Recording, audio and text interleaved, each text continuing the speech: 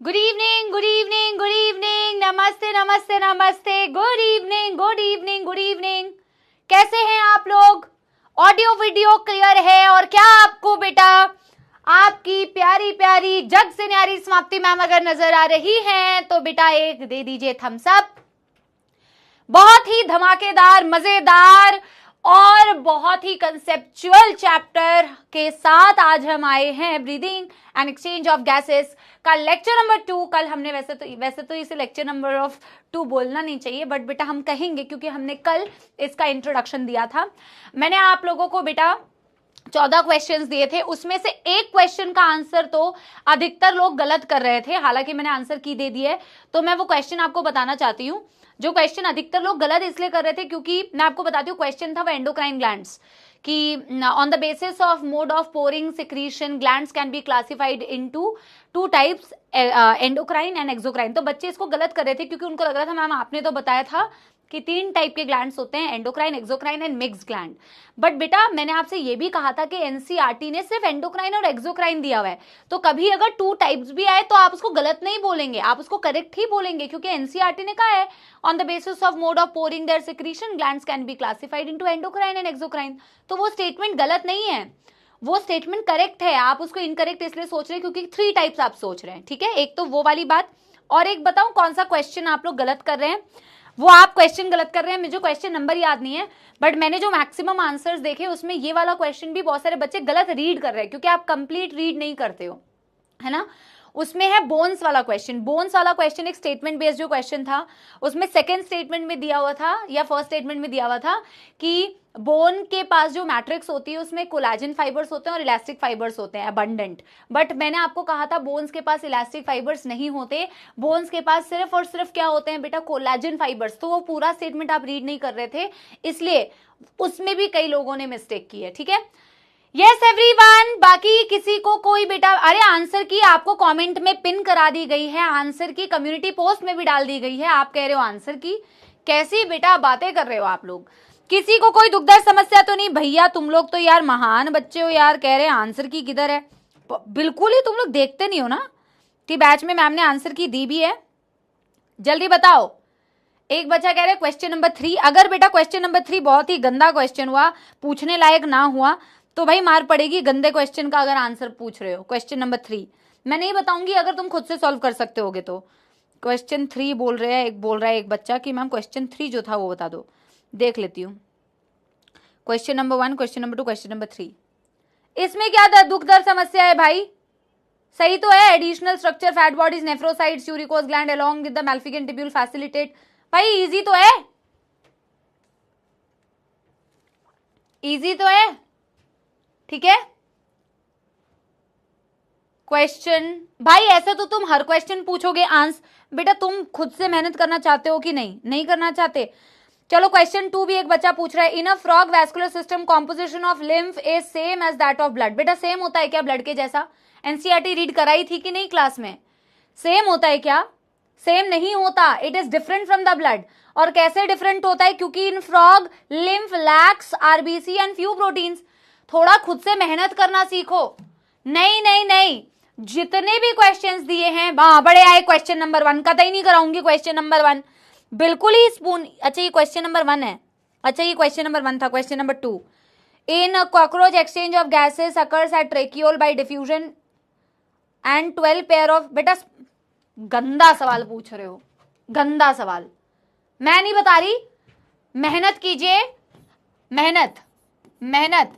आपको हर एक चीज एनसीईआरटी में मिलेगी, आपको हर एक चीज एनसीईआरटी में मिलेगी। थोड़ा जस्टिफाई करना खुद भी सीखो, अपना दिमाग चलाओगे तभी तो होगा। आंसर की तो मैंने दे दिया आपको, तो आप आंसर मार्क कर सकते हो, ठीक है। गंदी बातें नहीं करनी है बेटा, गंदे सवाल पूछ रहे हो यार। तुमसे इतनी तो उम्मीद है कि तुम्हें आंसर देने के बाद तुम एनसीईआरटी से ढूंढ लो। हम बोलते हैं ना कि ओपन बुक टेस्ट होगा ना तो भी तुम फुल मार्क्स नहीं लेके आ पाओगे अगर तुम अपना दिमाग नहीं चलाओगे। क्यों? क्योंकि तुमने मेहनत करना छोड़ दिया है। चाहे तुम्हारे लिए ओपन बुक ही टेस्ट क्यों ना हो जाए, पर बच्चे को आदत ही नहीं है खुद से दिमाग चलाने की, पता ही नहीं चलेगा कहां पे है।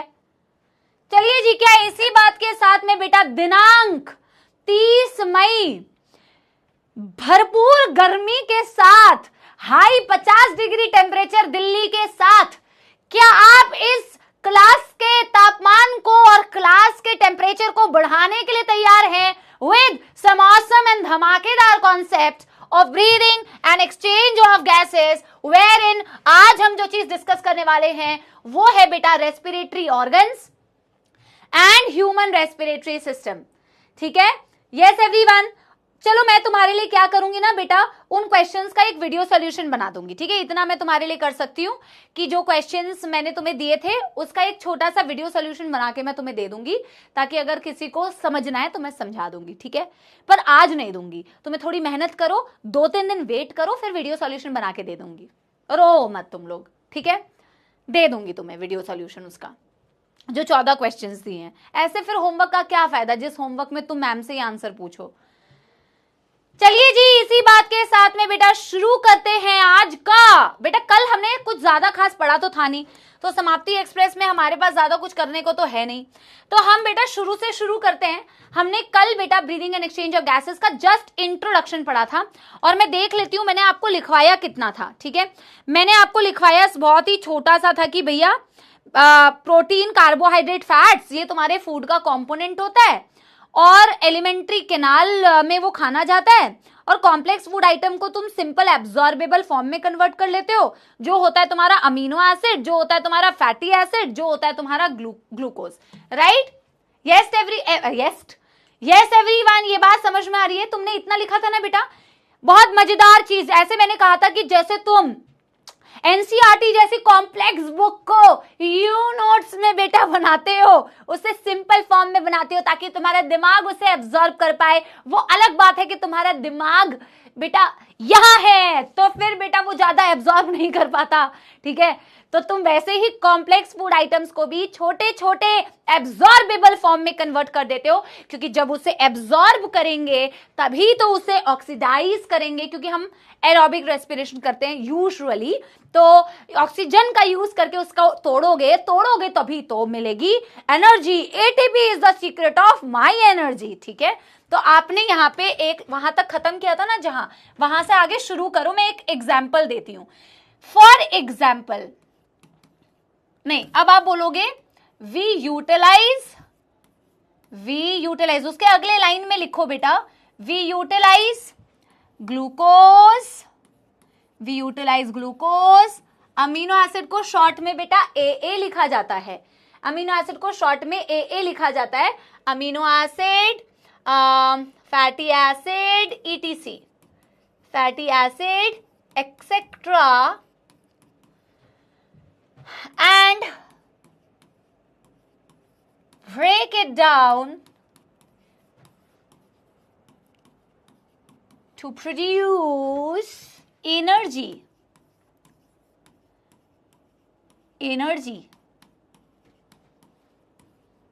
एनर्जी की हमारे ATP। एनर्जी हमारी क्या है? एनर्जी हमारी है मैम एडिनोसिन। क्या होता है फुल फॉर्म इसका? ट्राइफॉस्फेट। यस एवरीवन, आगे मैं एक एग्जांपल दिखा देती हूं। फॉर एग्जांपल एक रिएक्शन देख लेते हैं, C6H12O6। एटा की ये क्या है? ये है ग्लूकोज। ये क्या है? ये है ग्लूकोज। ग्लूकोज को अपन क्या करेंगे मैम? ग्लूकोज हमने तोड़ तो लिया था, डाइजेशन तो कर ली थी, एब्जॉर्ब भी कर लिया था। अब सेल्स इसे यूटिलाइज करेगी, तो हम इस ग्लूकोज को यूटिलाइज करेंगे। कैसे यूटिलाइज करेंगे? क्योंकि हम ब्रीदिंग कर रहे हैं।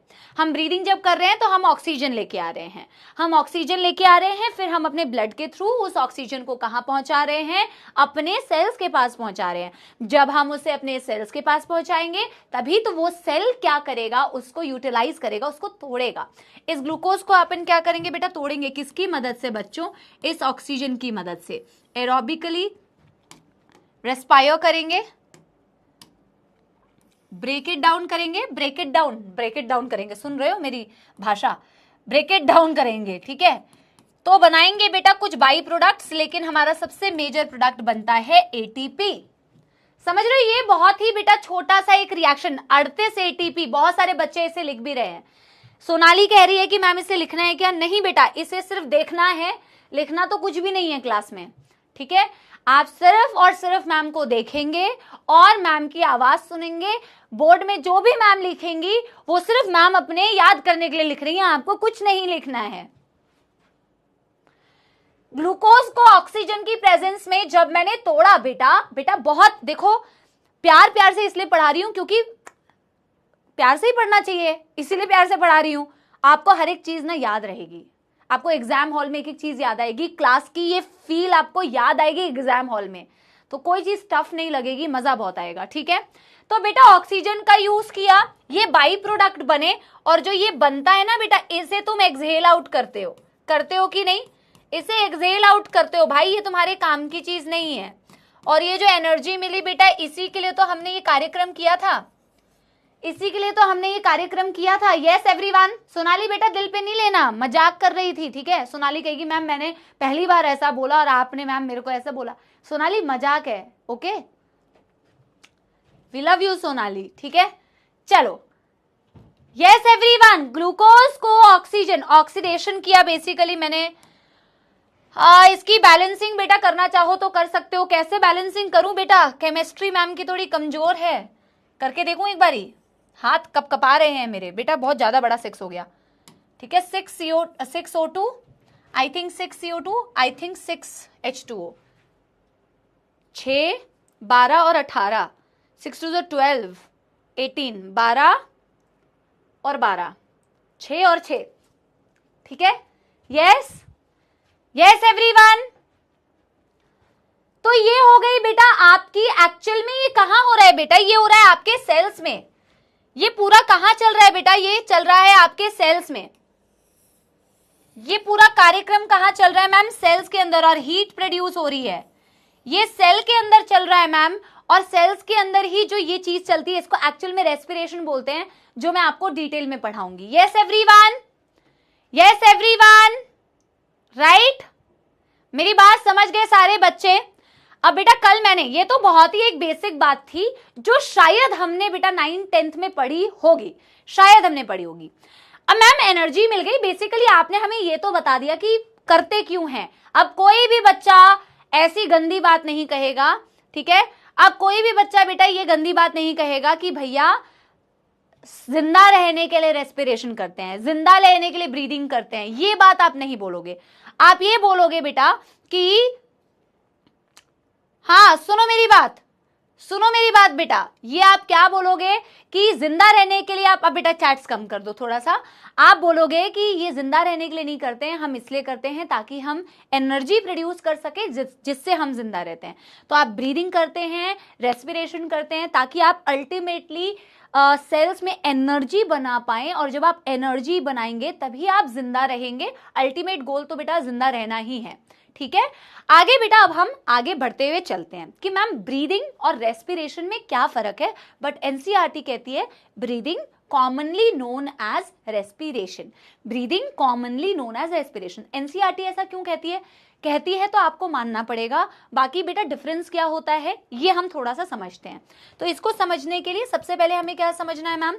सबसे पहले हमें समझना है कि ब्रीदिंग क्या होती है बेटा। तो कोई भी प्यारा प्यारा जग से न्यारा सपोला बताएगा बेटा what is the meaning of breathing? कोई भी प्यारा प्यारा जग से न्यारा सपोला बताएगा what is breathing? What is breathing बेटा बताओ। यस जल्दी जल्दी बेटा, जल्दी जल्दी बताओ, हम तब तक अपना ग्रीन टी ले आते हैं बेटा। जल्दी जल्दी जल्दी, what is breathing? What is breathing? Yes, breathing का मतलब है सिंपल सांस लेना और सांस छोड़ना। एक्सचेंज ऑफ गैसेस मत बोलो, एक्सचेंज ना फिर बहुत डिटेल हो जाएगा। आप सिंपल ये बोलो, simple inhalation and exhalation of air. उसको करने के लिए तुम्हें बहुत सारे पापड़ बेलने पड़ते हैं, बट जब तुम ब्रीदिंग बोलते हो ना, इसमें 2 चीजें हैं। इसमें एक है, करो सारे बच्चे साथ में, मेरे स्क्रीन के पीछे चीटिंग नहीं करना है। इसमें बहुत सारे प्रैक्टिकल चीजें तुम्हें करनी है, ठीक है? ये जो सांस लिया सांस छोड़ा, सांस लिया सांस छोड़ा, लेकिन इसमें बहुत सारे पापड़ बेलने पड़े, बहुत सारी चीजें हुई बेटा इस एक चीज को करने के लिए।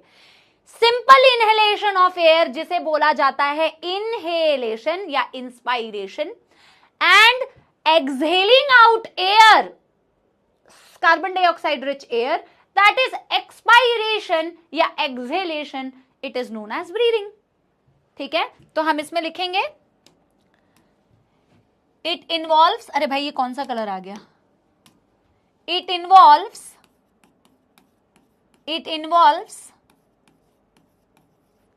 सिंपल inhalation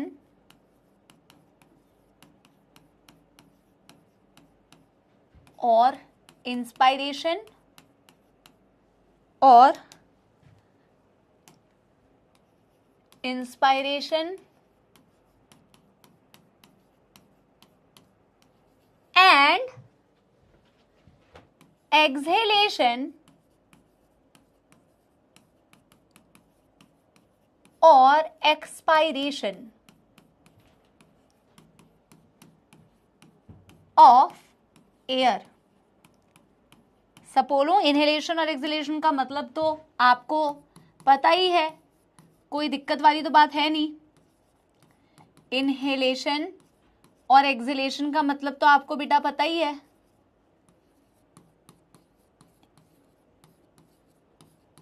क्या मतलब होता है मैम?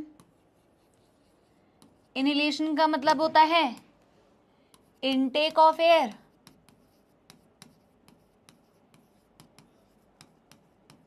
एंड एक्सहेलेशन मतलब एक्सहेलिंग ऑफ एयर। लेकिन एनसीईआरटी माता की जय, क्योंकि हम एनसीईआरटी माता की बात एक लिखने वाले हैं नोट डाल के। क्या लिखने वाले हैं प्यारे बच्चों? हम लिखेंगे कि according to NCERT, according to NCERT, breathing is commonly known as respiration. Breathing is commonly known as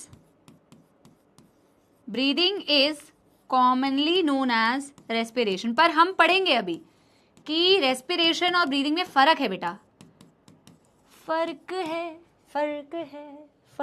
है। ठीक है, क्या फर्क है? हम तुम अलग है, फर्क है। डन करो। हाँ अपेक्षा बेटा बिल्कुल सही, बिल्कुल सही।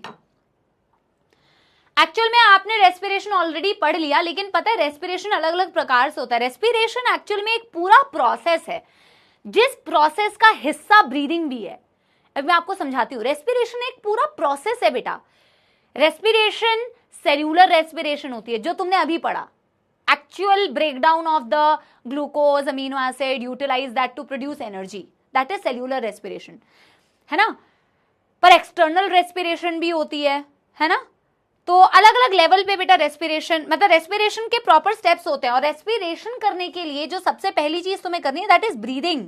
So breathing is actually a step, breathing is actually a part of बेटा रेस्पिरेशन। अभी मैं समझाऊंगी। हम सबसे पहले पता है क्या समझेंगे बेटा? बेसिक समझेंगे। एनसीईआरटी ने इसे लास्ट में दिया हुआ है, एनसीईआरटी ने इसे लास्ट में दिया हुआ है, बट हम इसे सबसे पहले करते हैं क्योंकि ये बेसिक्स है, ठीक है। हम सबसे पहले बेसिक्स पढ़ेंगे, भले ही एनसीईआरटी ने इसे थोड़ा लास्ट में तो नहीं दिया है, पर एक दो टॉपिक पढ़ने के बाद में दिया हुआ है। तो हम क्या करेंगे? सबसे पहले ये पढ़ेंगे स्टेप्स इन्वॉल्व्ड इन रेस्पिरेशन। तो आप समझोगे कि रेस्पिरेशन जो होता है अलग अलग लेवल पे होता है बेटा। रेस्पिरेशन सिर्फ वो नहीं है जो तुम समझ रहे हो कि यार सेल्स ने ना एनर्जी बनाई, ऑक्सीडेशन कर दिया, उसको आपने रेस्पिरेशन बोल दिया। नहीं, रेस्पिरेशन में कुछ स्टेप्स होते हैं बेटा। सबसे पहले उसी स्टेप को पढ़ेंगे। 5 स्टेप्स में एनसीईआरटी रेस्पिरेशन को डिस्क्राइब करती है, ठीक है। यस, 5 स्टेप में, हाँ 5 स्टेप में रेस्पिरेशन को एनसीईआरटी डिस्क्राइब करती है। तो आप उसको डायग्रामेटिकली बनाएंगे। तो मैं आपको बताऊं बेटा कैसा डायग्राम बनेगा। थोड़ा सा ऐसे बनेगा, थोड़ा सा फिर ऐसे बनेगा। तो आप, अगर आपके पास, वैसे तो आप नॉर्मल पोर्ट्रेट में बना सकते हैं। अगर आपकी नोटबुक थोड़ी चौड़ी वाली है तो आप नॉर्मल पोर्ट्रेट में बना सकते हैं, वरना आप ना एडजस्ट कर लेना, कैसे कैसे एडजस्ट हो जाएगा, ठीक है। आपको दिक्कत वाली कोई बात नहीं आएगी, आपका एडजस्टमेंट हो जाएगा, ठीक है। तो सबसे पहले हमारा सपोला या हमारा सपोली क्या करेगी? रेस्पिरेशन करने के लिए सबसे पहले तो बेटा वो सांस लेंगे। ये हमारा सपोला या सपोली का मुंह है, ठीक है। The number 1 step that is involved in respiration, जो सबसे पहले हमें करना है, दैट इज ब्रीदिंग, जो अभी आपने पढ़ा। नंबर 1 चीज जो आपको बेटा रेस्पिरेशन के लिए करनी है दैट इज ब्रीदिंग। नंबर 1 चीज जो आपको रेस्पिरेशन के लिए करनी है बेटा दैट इज ब्रीदिंग। और ब्रीदिंग का मतलब है बेटा, ब्रीदिंग का मतलब है मैम सांस अंदर और सांस बाहर, अंदर और बाहर, ठीक है। तो सांस अंदर लिया और सांस बाहर लिया, that is the first step, that is the first step breathing, first step involved in respiration, first step involved in respiration, ठीक है। बच्चा कह रहा है जॉ लाइन, बेटा थोड़ी सी इसके ना वो है डबल चिन, मैम के जैसे जॉ लाइन थोड़ी है। कह रहा है सैड फेस। अरे भाई, अब मैम हमने ब्रीदिंग तो कर ली, सेकेंड स्टेप रेस्पिरेशन में क्या इन्वॉल्व होता है, तो थोड़ा सा मैं अपने सपोले या सपोली का ट्रेकिया दिखाती हूं। फिर आगे जाके इसके पास ना बेटा ऐसे करके, ऐसे नहीं होता है पर मैं तुम्हें अभी समझाने के लिए बता रही हूं, तो मैं एक एल्वियोलाई बना रही हूं, ठीक है। ये लंग्स नहीं बना रही बेटा, तुम तो यार वो कर दोगे यार, अभी तुम्हें पता नहीं है ना, तुम कहोगे अरे मैम तब तो आपने ऐसे बनाया था।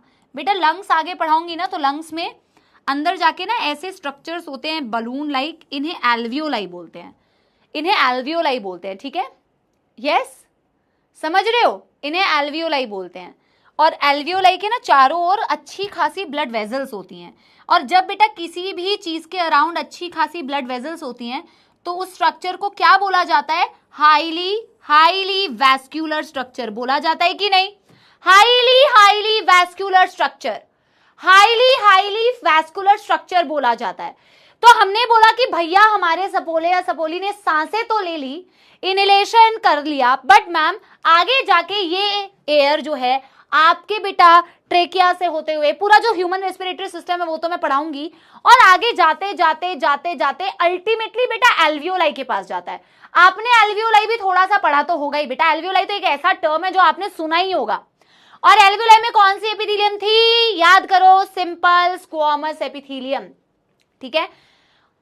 अब बेटा जो चीज होने वाली है वो है सेकेंड स्टेप ऑफ रेस्पिरेशन, और इसे बोलते हैं एक्सचेंज ऑफ गैसेस। भैया ये एक कैपिलरी है जो लंग्स में होती है, जिसके बारे में मैं तुम्हें बॉडी फ्लूइड्स में भी पढ़ाऊंगी, जिसके बारे में मैं तुम्हें इस चैप्टर में आगे भी पढ़ाऊंगी। ये कैपिलरी बनाई हुई है बेटा, इसे बोलते हैं पल्मोनरी कैपिलरी। क्या बोला प्यारे सपोलो, इसे बोला मैम ने पल्मोनरी कैपिलरी। क्या बोला, पल्मोनरी कैपिलरी।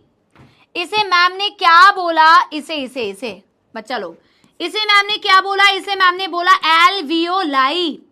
ये एल्वियोलाई वो पार्ट है बेटा लंग्स के अंदर जिससे एयर एक्सचेंज होती है। याद है सिंपल स्क्वामस एपिथेलियम, याद है कि नहीं। यहां से मैम जो आपने इनहेलेशन एक्सहेलेशन किया है ना, एक्चुअल में तो मैम जब ऑक्सीजन रिच एयर आप अंदर लेके जाते हो तो ये ऑक्सीजन मैम यहां चला जाता है, क्योंकि आपको ऑक्सीजन चाहिए, ब्लड में डिसॉल्व हो जाता है। और बेटा जो CO2 है, जो हमें नहीं चाहिए, बेकार चीज, हमारे काम की नहीं है, वो CO2 मैम क्या करती है, ब्लड से रिवर्स डायरेक्शन में जाती है। कैसे जाती है वो तो बेटा मैं तुम्हें पढ़ाऊंगी कैसे, बट यहां पे तुम्हें समझ आ रहा है मामला क्या हो रहा है।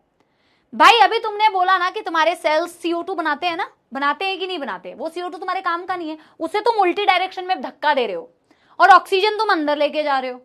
जब तुम ऑक्सीजन रिच अंदर लेके जाते हो ना बेटा एयर, तो पहले तो ऑक्सीजन का डिफ्यूजन होता है। कैसे होता है, प्रोसेस क्या है, ऑक्सीजन इस डायरेक्शन में क्यों जा रही है, CO2 ऐसे ही क्यों जा रही है, ये तो मैं तुम्हें पढ़ाऊंगी। बट ये मैं बोल रही हूं कि भैया ये एक्सचेंज हो रहा है गैसेस का। This is the second step involved in respiration, and this step is called as बेटा number two step, and that two step is called number 2, इसे बोलते हैं एक्सटर्नल रेस्पिरेशन। देखा रेस्पिरेशन वर्ड आया ना यहां, अब यहां तो तुमने सेल्स से कुछ भी काम नहीं करवाया, फिर भी इसको रेस्पिरेशन बोलते हैं, एक्सटर्नल रेस्पिरेशन बोला जाता है इसे एक्सटर्नल रेस्पिरेशन बोला। ये कहलाता है exchange of gases between alveoli and alveoli and pulmonary capillary. बेटा पल्मोनरी वर्ड क्यों यूज किया, कोई बताएगा? इसे पल्मोनरी कैपिलरी क्यों बोला? इसे पल्मोनरी कैपिलरी क्यों बोला? पल्मोनरी एसोसिएटेड होता है बेटा तुम्हारे लंग से। पल्मोनरी क्यों बोला बेटा? पल्मोनरी एसोसिएटेड होता है तुम्हारे लंग से, ठीक है। Pulmonary means lungs. जैसे बेटा क्या बोलते हैं, मैं टर्म्स सोच, हिपैटिक, हिपैटिक मतलब लिवर से एसोसिएटेड, जैसे तुमने हिपैटिक पोर्टल सिस्टम पढ़ा है ना। जैसे रीनल वर्ड यूज करते हैं जो भी चीज किडनी के आसपास होती है, वैसे ही बेटा पल्मोनरी वर्ड यूज करते हैं जब कोई भी चीज लंग्स के पास होती है। शानदार, तुम तो बेटा थोड़े इंटेलिजेंट निकले। घुटनों में ज्यादा दर्द हो जाएगा बेटा, ज्यादा इस्तेमाल नहीं करना, ठीक है। याद हो गया, ये वाली चीज समझ में आ गई बेटा। सेकेंड स्टेप इन्वॉल्व्ड इन बेटा, second step involved in respiration. यार इससे ना नहीं रहने दो, दैट इज कॉल्ड एज बेटा एक्सटर्नल रेस्पिरेशन। अब भैया रेस्पिरेशन, एक्सटर्नल रेस्पिरेशन तो हो गया, एक्सचेंज ऑफ गैस तो हो गई। अब बेटा हम यहाँ पे बैठे तो नहीं रहेंगे, अब क्या होगा मैम? ये जो ऑक्सीजन रिच ब्लड था, अब ये क्या होगा बेटा? ये ट्रांसपोर्ट होगा, ये यहीं से बेटा आगे ट्रांसपोर्ट होगा। किसके थ्रू ट्रांसपोर्ट होगा? जैसे ये ब्लड वेसल है बेटा, ऐसे ही यहाँ आगे बेटा कंटिन्यूएशन में ब्लड वेसल्स हैं, आगे कंटिन्यूड बेटा ब्लड वेसल्स हैं। इसी ब्लड के थ्रू मैम ये जो है आगे किसके पास जा रही होगी? टिश्यूज के पास जा रही होगी, ये ट्रांसपोर्ट हो रही होगी। ये जब तक जाएगी नहीं बेटा टिश्यूज के पास, तब तक बेटा इस ऑक्सीजन को यूटिलाइज ही नहीं कर पाएगी हमारी सेल्स, राइट। तो ये जब तुमने ऑक्सीजन ब्लड में डिसॉल्व कर लिया, डिसॉल्व करने के बाद ब्लड इसको लेके जाएगी बेटा। कहाँ लेके जाएगी? Blood is the medium, blood is the गाड़ी, ब्लड इज द व्हीकल। तो ब्लड इस ऑक्सीजन रिच ब्लड को कहां लेके जा रही है बेटा? जाएगी आपके टिश्यूज के पास। तो ये जो ले जा रही है, ये थर्ड स्टेप है involved in respiration, and that third step is called as बेटा ट्रांसपोर्ट ऑफ गैसेस। और आपको मैं एक बात बताऊं बेटा, जैसे ऑक्सीजन को आप टिश्यू के पास लेके जा रहे हो ना, वैसे CO2 को आप वापस उल्टी डायरेक्शन में लेके आते हो। CO2 यहाँ पे कैसे आया? वो ब्लड के थ्रू आया। ऑक्सीजन बेटा सेल्स के पास कैसे गया? वो ब्लड के थ्रू गया, है ना। सो ट्रांसपोर्ट ऑफ गैसेस। कोई दुखदर्द समस्या तो नहीं? कोई दुखदर्द समस्या तो नहीं? अब मैम ट्रांसपोर्ट तो हमने कर दिया, अब हम यहाँ पे थोड़े टिश्यू बना देते हैं मैम। चलो आपने बोला मैम कि टिश्यूज बेचारे हमारे वेट कर रहे हैं कि कब हमारे पास ऑक्सीजन आएगा, कब हम उसको यूज करेंगे। चलो मैम टिश्यू हमने यहाँ पे बना दिए। टिश्यू के चारों ओर भी तो बेटा कैपिलरी होगी ना। जब तक उसके पास आप कैपिलरी नहीं बनाओगे तो मैम एक्सचेंज कैसे होगा? तो इसके चारों ओर भी मैम कैपिलरी है, ठीक है। इस कैपिलरी का नाम होता है बेटा सिस्टमिक कैपिलरी। मैं आपको हर एक का बेटा रीजन बताऊंगी कि इसका नाम सिस्टमिक क्यों पड़ा, इसका नाम पल्मोनरी क्यों पड़ा। अभी तो हम सिर्फ बेसिक्स पढ़ रहे हैं बेटा, अभी तो हम सिर्फ बेसिक्स पढ़ रहे हैं। याद रखो जहां पे भी बेटा एयर को एक्सचेंज होना होता है ना, उस जगह पे ब्लड वेसल्स भर भर के होते हैं, भर भर के। जैसे लंग्स में भर भर के कैपिलरीज है, ब्लड वेसल्स है, क्योंकि वहां से एयर को एक्सचेंज होना है। तो जो लंग्स के पास है उसके लिए पल्मोनरी वर्ड यूज किया, जो टिश्यू के पास ब्लड कैपिलरीज है, ब्लड वेसल्स होते हैं, उसके लिए सिस्टमिक वर्ड यूज करते हैं। Systemic is used for the tissues. अब मैम देखो ट्रांसपोर्ट ऑफ गैसेस तो कर लिया, ट्रांसपोर्ट करने के बाद अल्टीमेटली क्या होगा मैम? क्या होगा बेटा? तुम मुझे पहले बताओ क्या होगा। ट्रांसपोर्ट करने के बाद अल्टीमेटली क्या होगा, ये तुम पहले मुझे बताओ, फिर मैं तुम्हें बताऊंगी। तुम मुझे बताओ कि क्या होगा, फिर तो मैं तुम्हें बताऊंगी। ये ऑक्सीजन क्या ऐसा होगा, हाँ या ना? और ये CO2 क्या ऐसा होगा, हाँ या ना? यस, जल्दी बताओ। अगेन डिफ्यूजन, वेरी गुड यार, very good Harsh, very good Shakuntala, very good Pallavi, Neelakshi, Madhu, Saumya, Sahil, Nandini, very very nice, Rajendra, बहुत सारे, रिहान, इब्राहिम, बहुत सारे बच्चों का सही आंसर आ रहा है बेटा। सबके नाम तो नहीं ले पाऊंगी क्योंकि इतनी फास्ट चैट है। मैम फिर से एक्सचेंज होगा, फिर से एयर का एक्सचेंज होगा बेटे। ट्रांसपोर्ट ऑफ गैसेस को थोड़ा सीधा बनाती हूँ, थोड़ी इस एरो को ना मौत आ रही है, रुको, अब सही है ना। मैम देखो सबसे पहला एक्सचेंज होता है एल्वियोलाई और पल्मोनरी कैपिलरी के बीच में, ये पहला एक्सचेंज होता है जो एक्सटर्नल रेस्पिरेशन कहलाता है। फिर होता है बेटा दूसरा respiration, this but this is the step number 4. इस वाले स्टेप को बोलते हैं इंटरनल रेस्पिरेशन. जैसे उसे एक्सटर्नल रेस्पिरेशन बोला था, इसे इंटरनल रेस्पिरेशन बोलते हैं. इसे क्या बोलते हैं? Internal respiration. And what is the meaning of बेटा इंटरनल रेस्पिरेशन?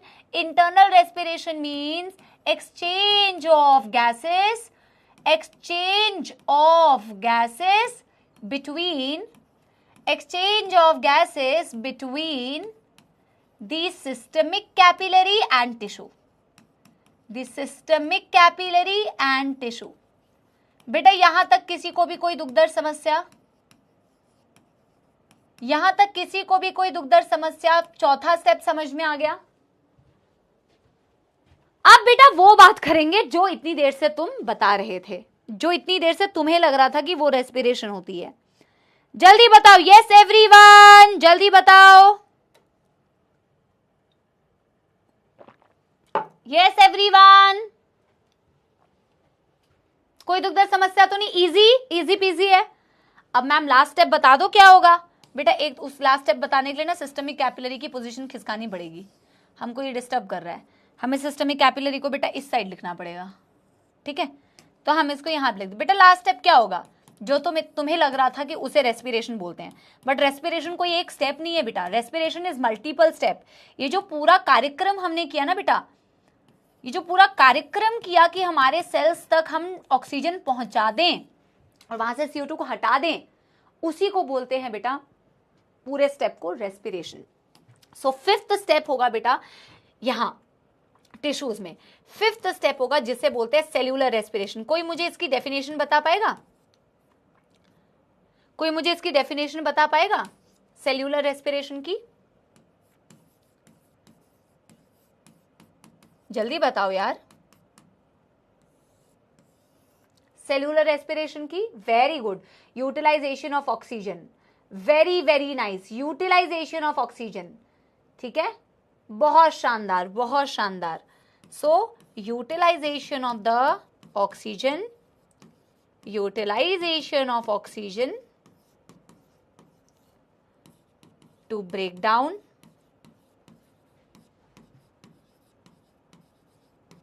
ग्लूकोज. अरे भाई,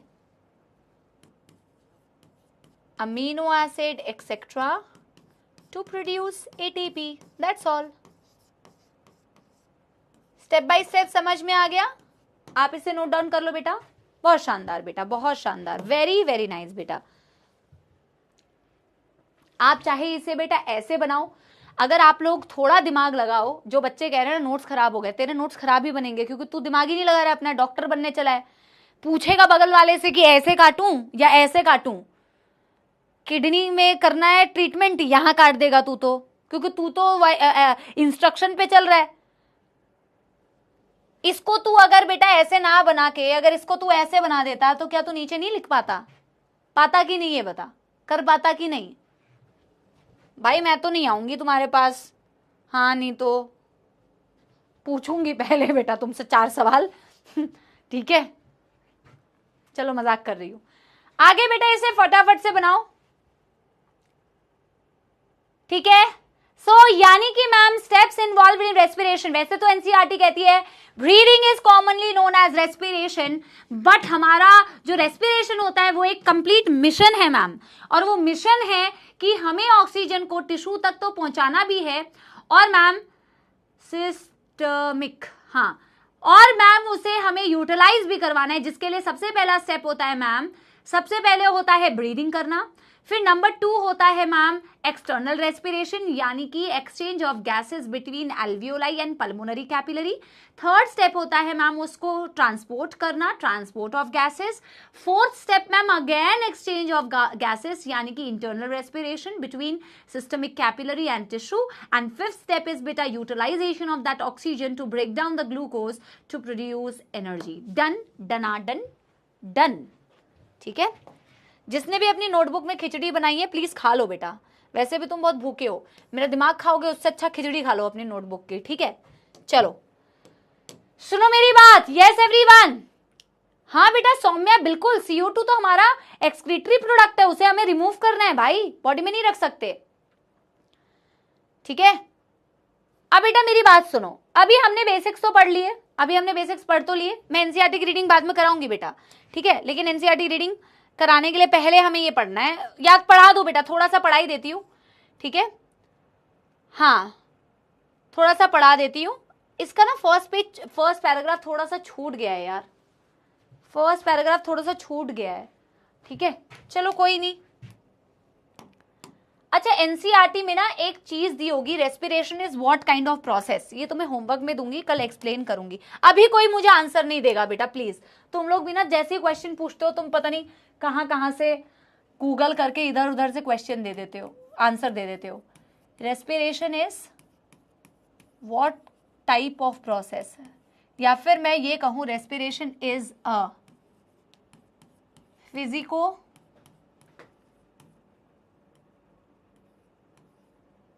फिजियोकेमिकल प्रोसेस। तो इसको फिजिकोकेमिकल या फिजियोकेमिकल प्रोसेस क्यों बोला जाता है, ये कल एक्सप्लेन करेंगे, आज ये आपका होमवर्क है। कैटाबॉलिक नहीं पूछा था मैंने, कैटाबॉलिक, एक्सोथर्मिक रिएक्शन, ये सब बता रहे हो।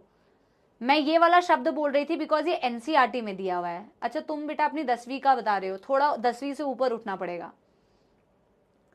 एनसीईआरटी में ये दिया हुआ है तो इसको ऐसा क्यों बोला जाता है, this is your homework, I will explain this to you in the next class, ठीक है। इसे फिजिकोकेमिकल, बेटा फिजिको लिखा है एनसीईआरटी में, फिजियो लिखा हुआ है, फिजिको लिखा होगा ना, ठीक है। स्पेलिंग क्या लिखा है, फिजिको या तुम्हारा ना इतना स्पीड में चैट जा रहा है कि मुझे दिख भी नहीं रहा है। चलो ठीक है, जो भी है, ये एनसीईआरटी में शब्द दिया हुआ है, इसका मतलब आपको मुझे बताना है। अब मैं एनसीईआरटी की रीडिंग पहले करा रही हूं बेटा, जो है मेरे पास उसके अकॉर्डिंग, ठीक है। अब मैं अभी मत आंसर बताओ, अभी मत आंसर बताओ बेटा, मैं बाद में पूछूंगी तुम्हें। चलिए देखो क्या बोला है, the process of exchange of oxygen from the atmosphere with the CO2 produced by the cells, it is called as breathing. बोला फिजिको दिया है ना, फिजिको या फिजियो। भाई तुम खुद ही इतने कंफ्यूज हो, गलत सलत लिख रहे हो, चल कंफ्यूज करते हैं, चलो फिजिको। एक स्पेलिंग पूछती हूं तो तुम बेटा इतना, ऐसा दिया हुआ है स्पेलिंग, ऐसा दिया हुआ है,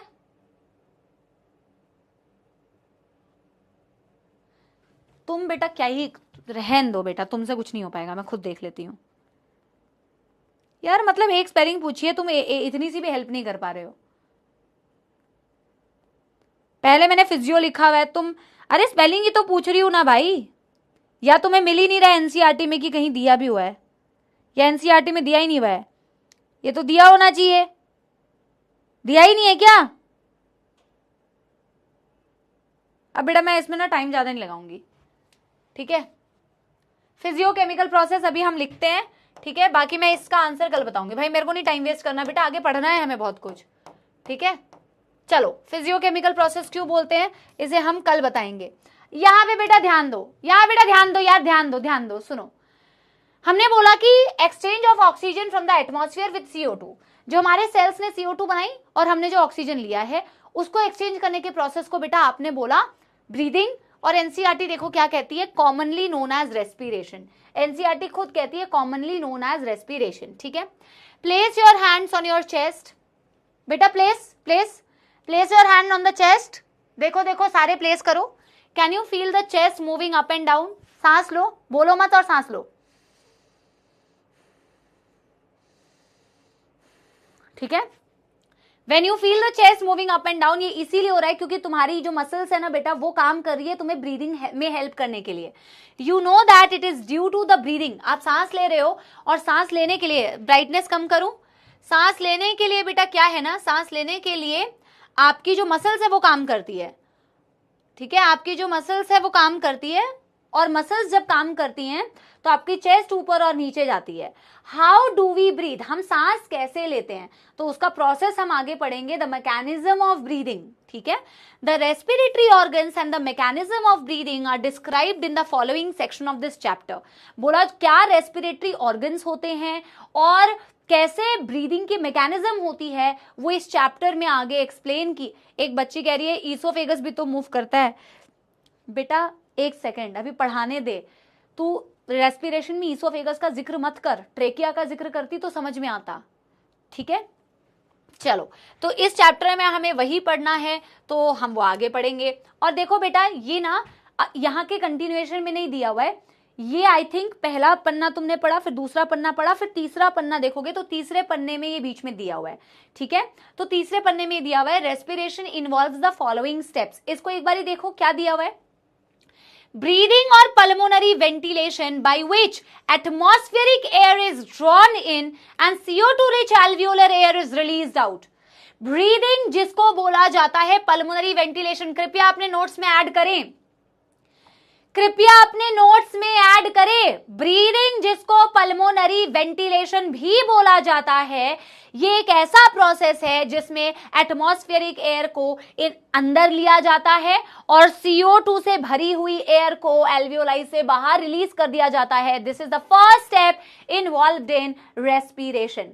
फिर बोला डिफ्यूजन ऑफ गैसेस, यानी कि ऑक्सीजन और CO2 across the alveolar membrane, जिसे हमने एक्सटर्नल रेस्पिरेशन बोला। तो सेकंड होगा diffusion of gases. Third, the transport of gases by blood. Transport होता है बेटा गैसेस का बाय ब्लड, ये थर्ड स्टेप है। Diffusion of oxygen and CO2 between blood and tissue. फिर अगला स्टेप क्या होता है मैम? ट्रांसपोर्ट तो हो गया, अगला स्टेप फिर से एक्सचेंज, यानी कि बेटा 2 बार एक्सचेंज होता है। एक बार एक्सचेंज होता है एल्वियोलाई और पल्मोनरी कैपिलरी, और दूसरी बार एक्सचेंज होता है tissue and systemic capillary. Capillary में ब्लड होता है, तो चाहे आप ब्लड लिखो चाहे आप कैपिलरी लिखो, it is the same thing. Between blood and tissue इसे बोलते हैं internal respiration. And utilisation of oxygen by the cells for catabolic reaction. बेटा what is the meaning of catabolic?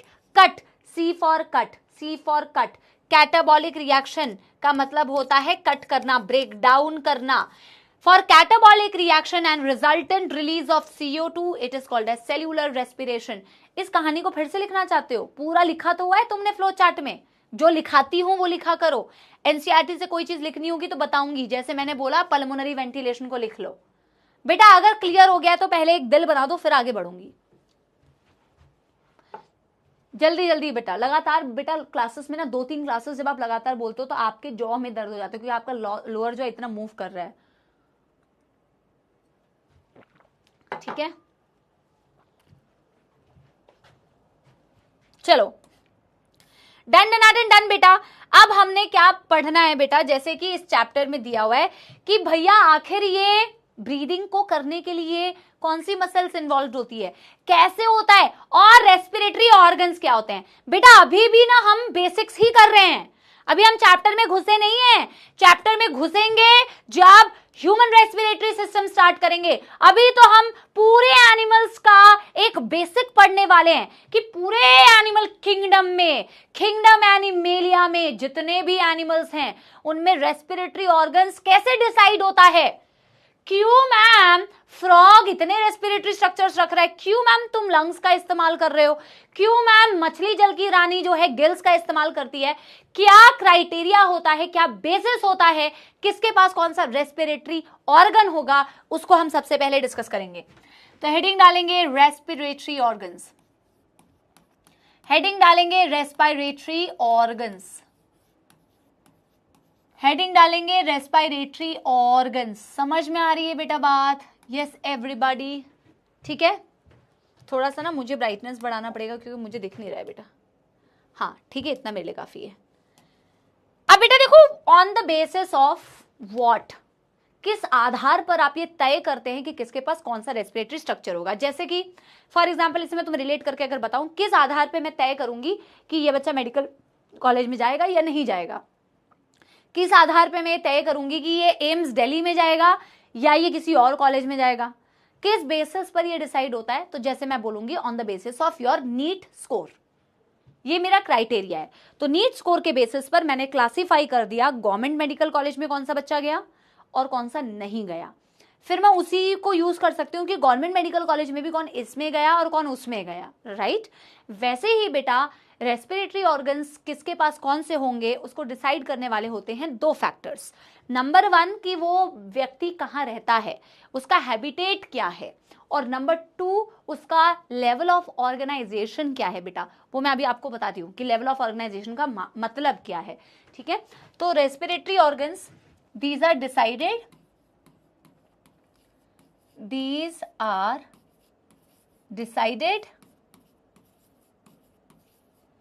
on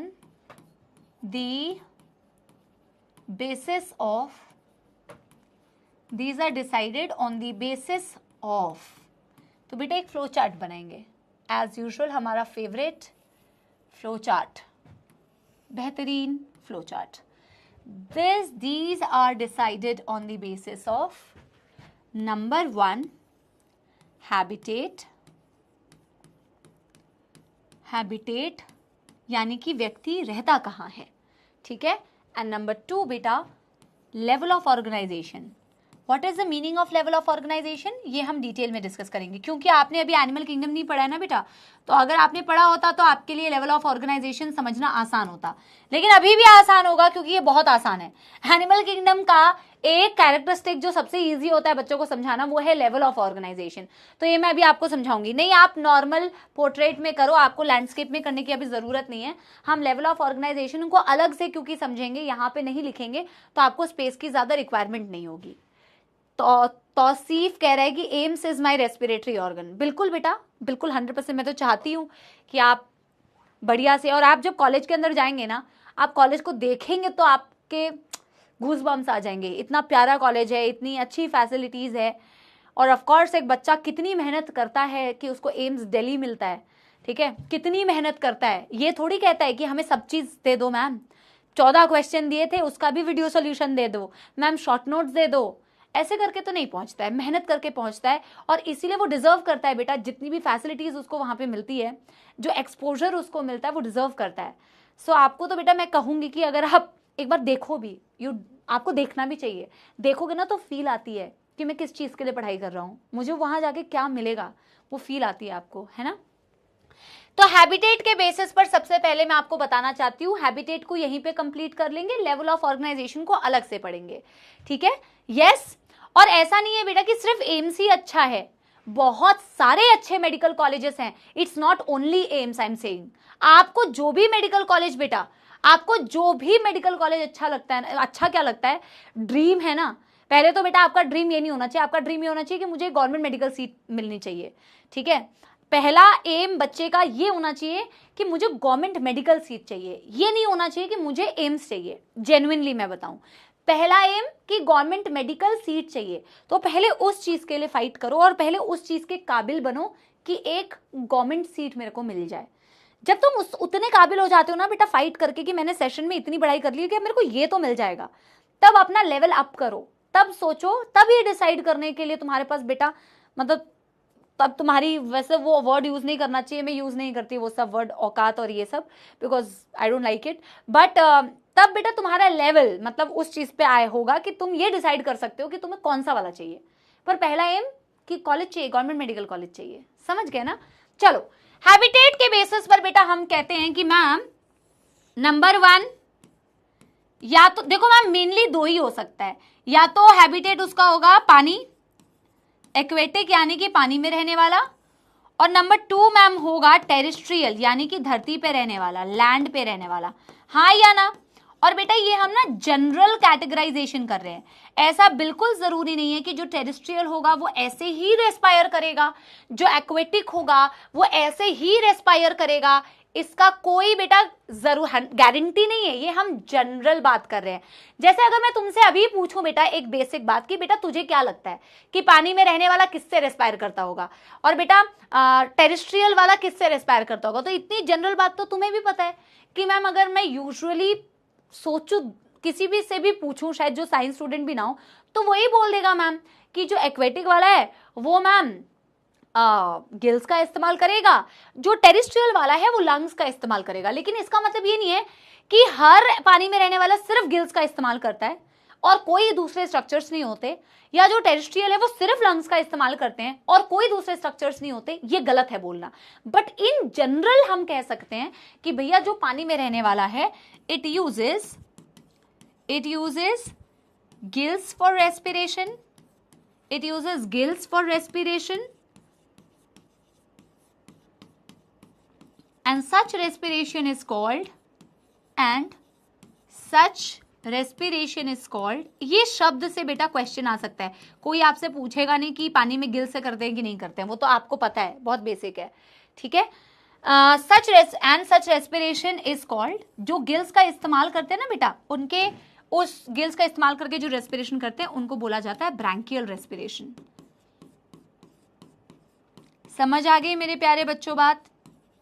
उसे क्या बोला जाता है? Branchial respiration. उसे क्या बोला जाता है प्यारे बच्चों? Branchial respiration. ये शब्द आपको पता होना चाहिए, ये शब्द आपको पता होना चाहिए बेटा, branchial respiration. Branchial word is used for the gills वाला रेस्पिरेशन, ठीक है। यस मैम, जो टेरेस्ट्रियल होते हैं, धरती पे रहने वाले होते हैं, यूजेस लंग्स फॉर रेस्पिरेशन। जैसे आप लंग्स फॉर रेस्पिरेशन, और जब कोई भी व्यक्ति बेटा लंग्स का इस्तेमाल करता है for respiration, uses lungs for respiration, and such process is called pulmonary respiration. जब बंदा लंग्स का इस्तेमाल करे तो उसे बोला जाता है बेटा पल्मोनरी रेस्पिरेशन। क्या बोला जाता है? Pulmonary respiration. क्लियर है ये वाली बात? क्लियर है बेटा ये वाली बात, हाँ या ना?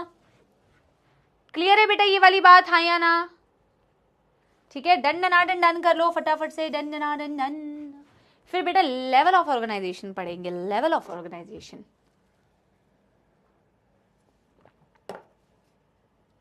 डन डना डन डन कर लो।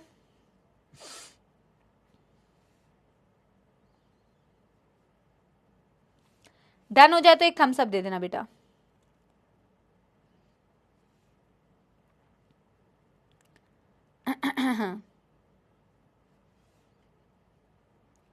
डन हो गया सारे बच्चों का?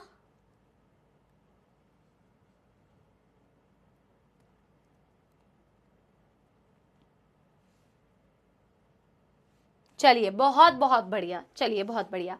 अब बेटा सेकंड क्राइटेरिया जो है, जिस बेसिस पर ये डिसाइड होता है कि रेस्पिरेटरी स्ट्रक्चर्स क्या होंगे, उसको एक बार ही डिस्कस करते हैं। Number 2 ma'am, level of organisation. क्योंकि आपने एनिमल किंगडम नहीं पढ़ा है तो सबसे पहले तो मुझे आपको यही बताना पड़ेगा कि मीनिंग क्या होता है लेवल ऑफ ऑर्गेनाइजेशन का, और एनिमल किंगडम में कौन कौन से एनिमल्स होते हैं। वैसे तो मैंने एनिमल टिश्यू पढ़ाते वक्त भी जब बेसिक्स बताए थे तो मैंने वहां पे भी ये बेसिक्स बताए थे बेटा, ठीक है। Level of organisation. अब बेटा बेसिक से शुरू करो, क्योंकि तुमने एनिमल किंगडम शायद नहीं पढ़ा है, और शायद बहुत सारे बच्चे हैं जिन्होंने मेरी फर्स्ट क्लास भी अटेंड नहीं की होगी और डायरेक्ट इस क्लास में जंप करके आ गए हैं, ठीक है। किंगडम एनिमेलिया, जैसे किंगडम प्लांटाई होता है ना। आप बहुत सारे अलग अलग किंगडम्स पढ़ते हो, 5 किंगडम क्लासिफिकेशन है ना, मोनेरा, प्रोटिस्टा, फंजाई, प्लांटाई और एनिमेलिया। तो वैसे ही जब आप एक किंगडम है एनिमेलिया जिसमें आप एनिमल्स के बारे में पढ़ते हो, किंगडम एनिमेलिया और एनिमल किंगडम।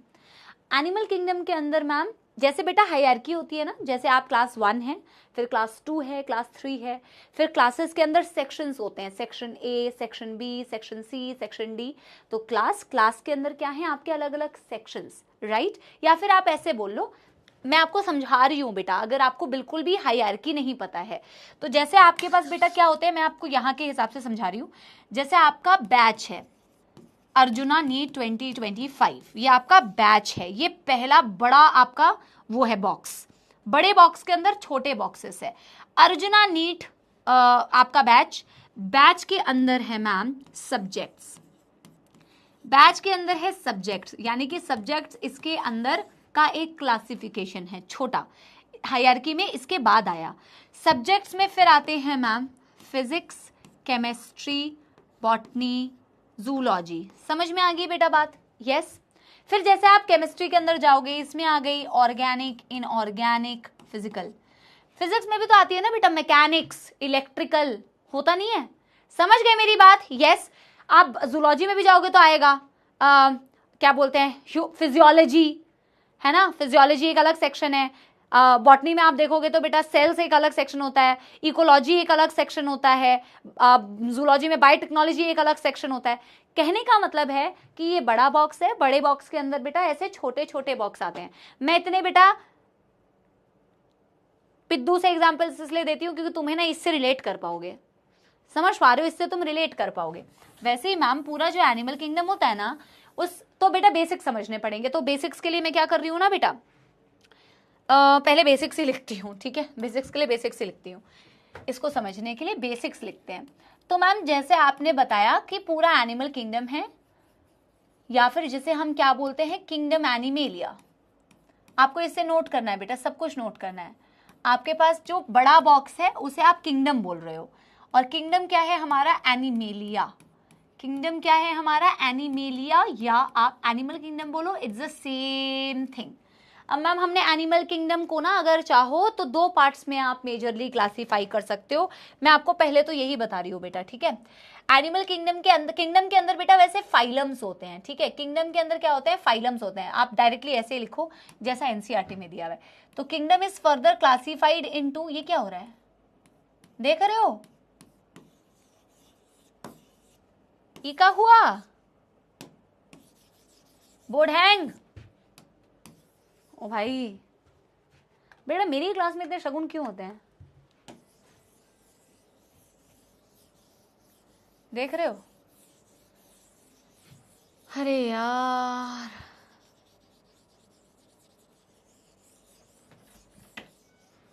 देखो बोर्ड,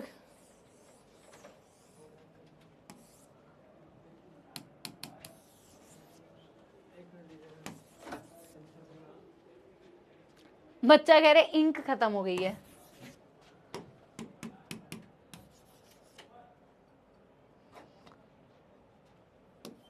छुट्टी क्या होती है, जाओ छुट्टी। अरे आ गया,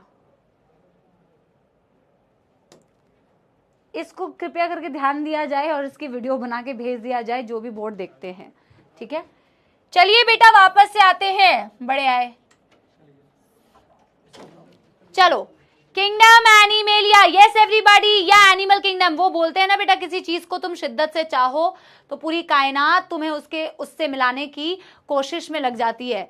तो मैंने बहुत शिद्दत से चाहा था और बहुत शिद्दत से चाहा था तो बस हो गया कमाल। किंगडम एनिमेलिया, तुम्हें बड़े आए छुट्टी चाहिए थी, छुट्टी चाहिए इन्हें। चलो किंगडम एनिमेलिया, किंगडम एनिमेलिया को अपन ने किस में क्लासीफाई किया मैम, फाइलम्स में क्लासीफाई किया।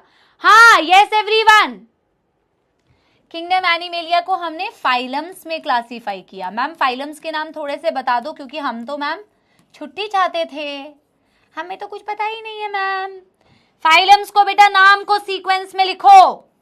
बेटा ये मैंने स्ट्रक्चरल ऑर्गेनाइजेशन में पहली क्लास में बताया था कि नहीं, मैंने स्ट्रक्चरल ऑर्गेनाइजेशन में पहली क्लास में बताया था कि नहीं, मुझे याद नहीं आ रहा। एक बार मुझे बेटा सच्ची सच्ची बताओ यार, झूठ मत बताना। मैंने आपको स्ट्रक्चरल ऑर्गेनाइजेशन में बेसिक्स पढ़ाते वक्त फाइलम्स के नाम बताए थे ना। सबसे पहला फाइलम होता है पोरीफेरा। पोरीफेरा को बेटा हम बोलते हैं स्पॉन्जस, पोरीफेरा को हम स्पॉन्जस भी बोलते हैं, ठीक है। नहीं बताया था, झूठे। मैं जाके आज चेक करूंगी कि बताया था कि नहीं। तुम्हारे ऊपर मुझे 1% भी भरोसा नहीं रहा। दूध का जला छाछ भी फूक फूक के पीता है भाई। मैं तो भाई सपोलो के डसने से बची हूं, ठीक है। मैं तो दूध से जली थोड़ी हूं, मैं तो सपोलो से डसी हूं, ठीक है। पोरीफेरा स्पॉन्जस, आप लिखो इसे बेटा। This is coelenterata, this is the second phylum. क्योंकि आपको मैंने पढ़ाया नहीं एनिमल किंगडम, इसलिए मेरा फर्ज बनता है ये बताऊं तुम्हें। सिलेंट्रेटा को बेटा नीडेरिया भी बोला जाता है।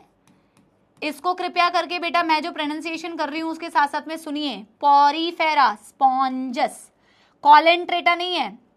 This is not coelenterata, this is not cnidaria, this is coelenterata, this is cnidaria. C silent है। Then comes the next phylum ctenophora. इसका बिल्कुल भी नाम कटीनोफोरा नहीं है, इसको कृपया करके कटीनोफोरा ना बुलाएं, ठीक है। अगला फाइलम बेटा प्लैटीहेल्मिन्थिस, प्लैटीहेल्मिन्थिस, प्लैटीहेल्मिन्थिस। अगला फाइलम बेटा एस्कीहेल्मिन्थिस। इसके बेटा कई नाम होते हैं पर अभी मैं आपको एक ही नाम बता रही हूँ। इसका नाम होता है एस्कीहेल्मिन्थिस, नीमैटहेल्मिन्थिस, नीमाटोडा, बहुत सारे नाम हैं, ठीक है। फिर आता है बेटा एस्कीहेल्मिन्थिस के बाद एनेलिडा, जिसमें आता है आपका फेवरेट बेटा प्यारा प्यारा जग से न्यारा अर्थवम, ठीक है। कई लोग अर्थवम को प्लैटी में डाल देते हैं, पता नहीं कौन सा प्लैटीहेल्मिन्थिस में उन्होंने अर्थवम देखा है जिंदगी में। बेटा एनेलिडा होता है अर्थवम। फिर आता है बेटा आर्थ्रोपोडा, जो बेटा अगेन तुम्हारा बेस्ट फ्रेंड है, यानी कि मैं बात कर रही हूँ तुम्हारे प्यारे प्यारे जग से न्यारे कॉकरोच की, जो तुमने अभी अभी बेटा मारा नहीं है, पढ़ा है, ठीक है। आर्थ्रोपोडा।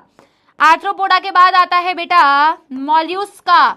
मॉल्यूस्का में वो एनिमल्स आते हैं जो तुम्हें यूजुअली प्यारे लगते हैं शायद। ऑक्टोपस, एक कार्टून आता था ऑसवर्ल्ड, ठीक है। ऑसवर्ल्ड में वो प्यारा सा ब्लू कलर का ऑक्टोपस, मुझे बहुत प्यारा लगता था वो कार्टून, फेवरेट था मेरा, one of the favourite cartoons. तो ऑक्टोपस हो गया, या आपने वो देखे हैं वो एप्पल स्नेल जो एक्वेरियम में भी रहते हैं, वो मॉल्यूस्का से बिलोंग करते हैं, या स्नेल्स जो यूजुअली आप देखते हो, है ना। फिर बेटा मॉल्यूस्का के बाद आता है एकाइनोडर्मेटा। अगर आप लोगों को कभी बीच में जाने का सौभाग्य मिला है, बीच में जाने का मतलब बेटा कौन सी बीच की बात कर रही हूँ, बीच बीच समुद्र वाला, ठीक है, एकाइनोडर्मेटा। तो वहां पे आपने स्टारफिश देखी होगी शायद।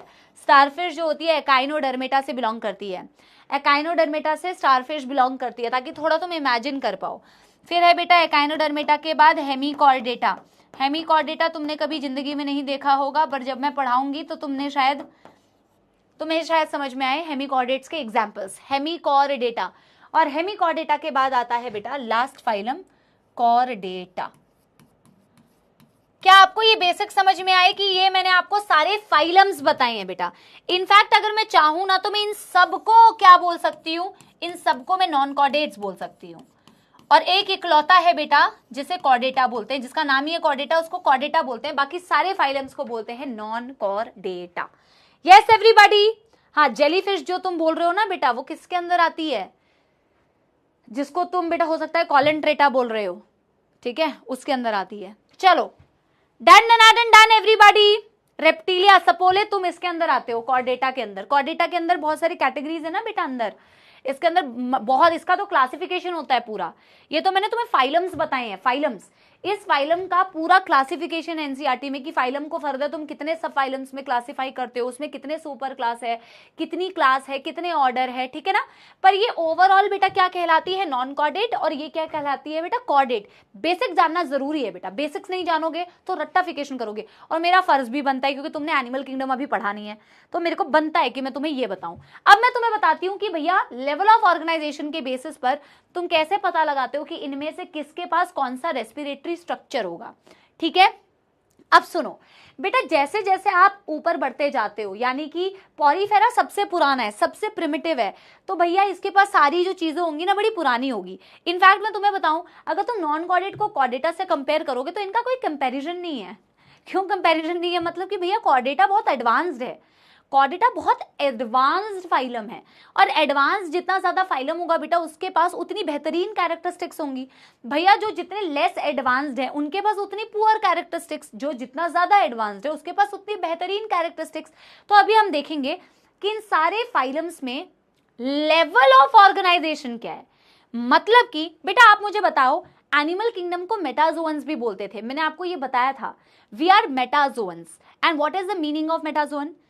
मेटाजोन की मतलब मैंने तुम्हें क्या बताया था, किंगडम एनिमेलिया को मेटाजोन्स क्यों बोलते हैं, क्योंकि हमारे पास बिना किसी एक्सेप्शन के बॉडी के अंदर क्या होते हैं, मल्टी सेल्यूलैरिटी होती है।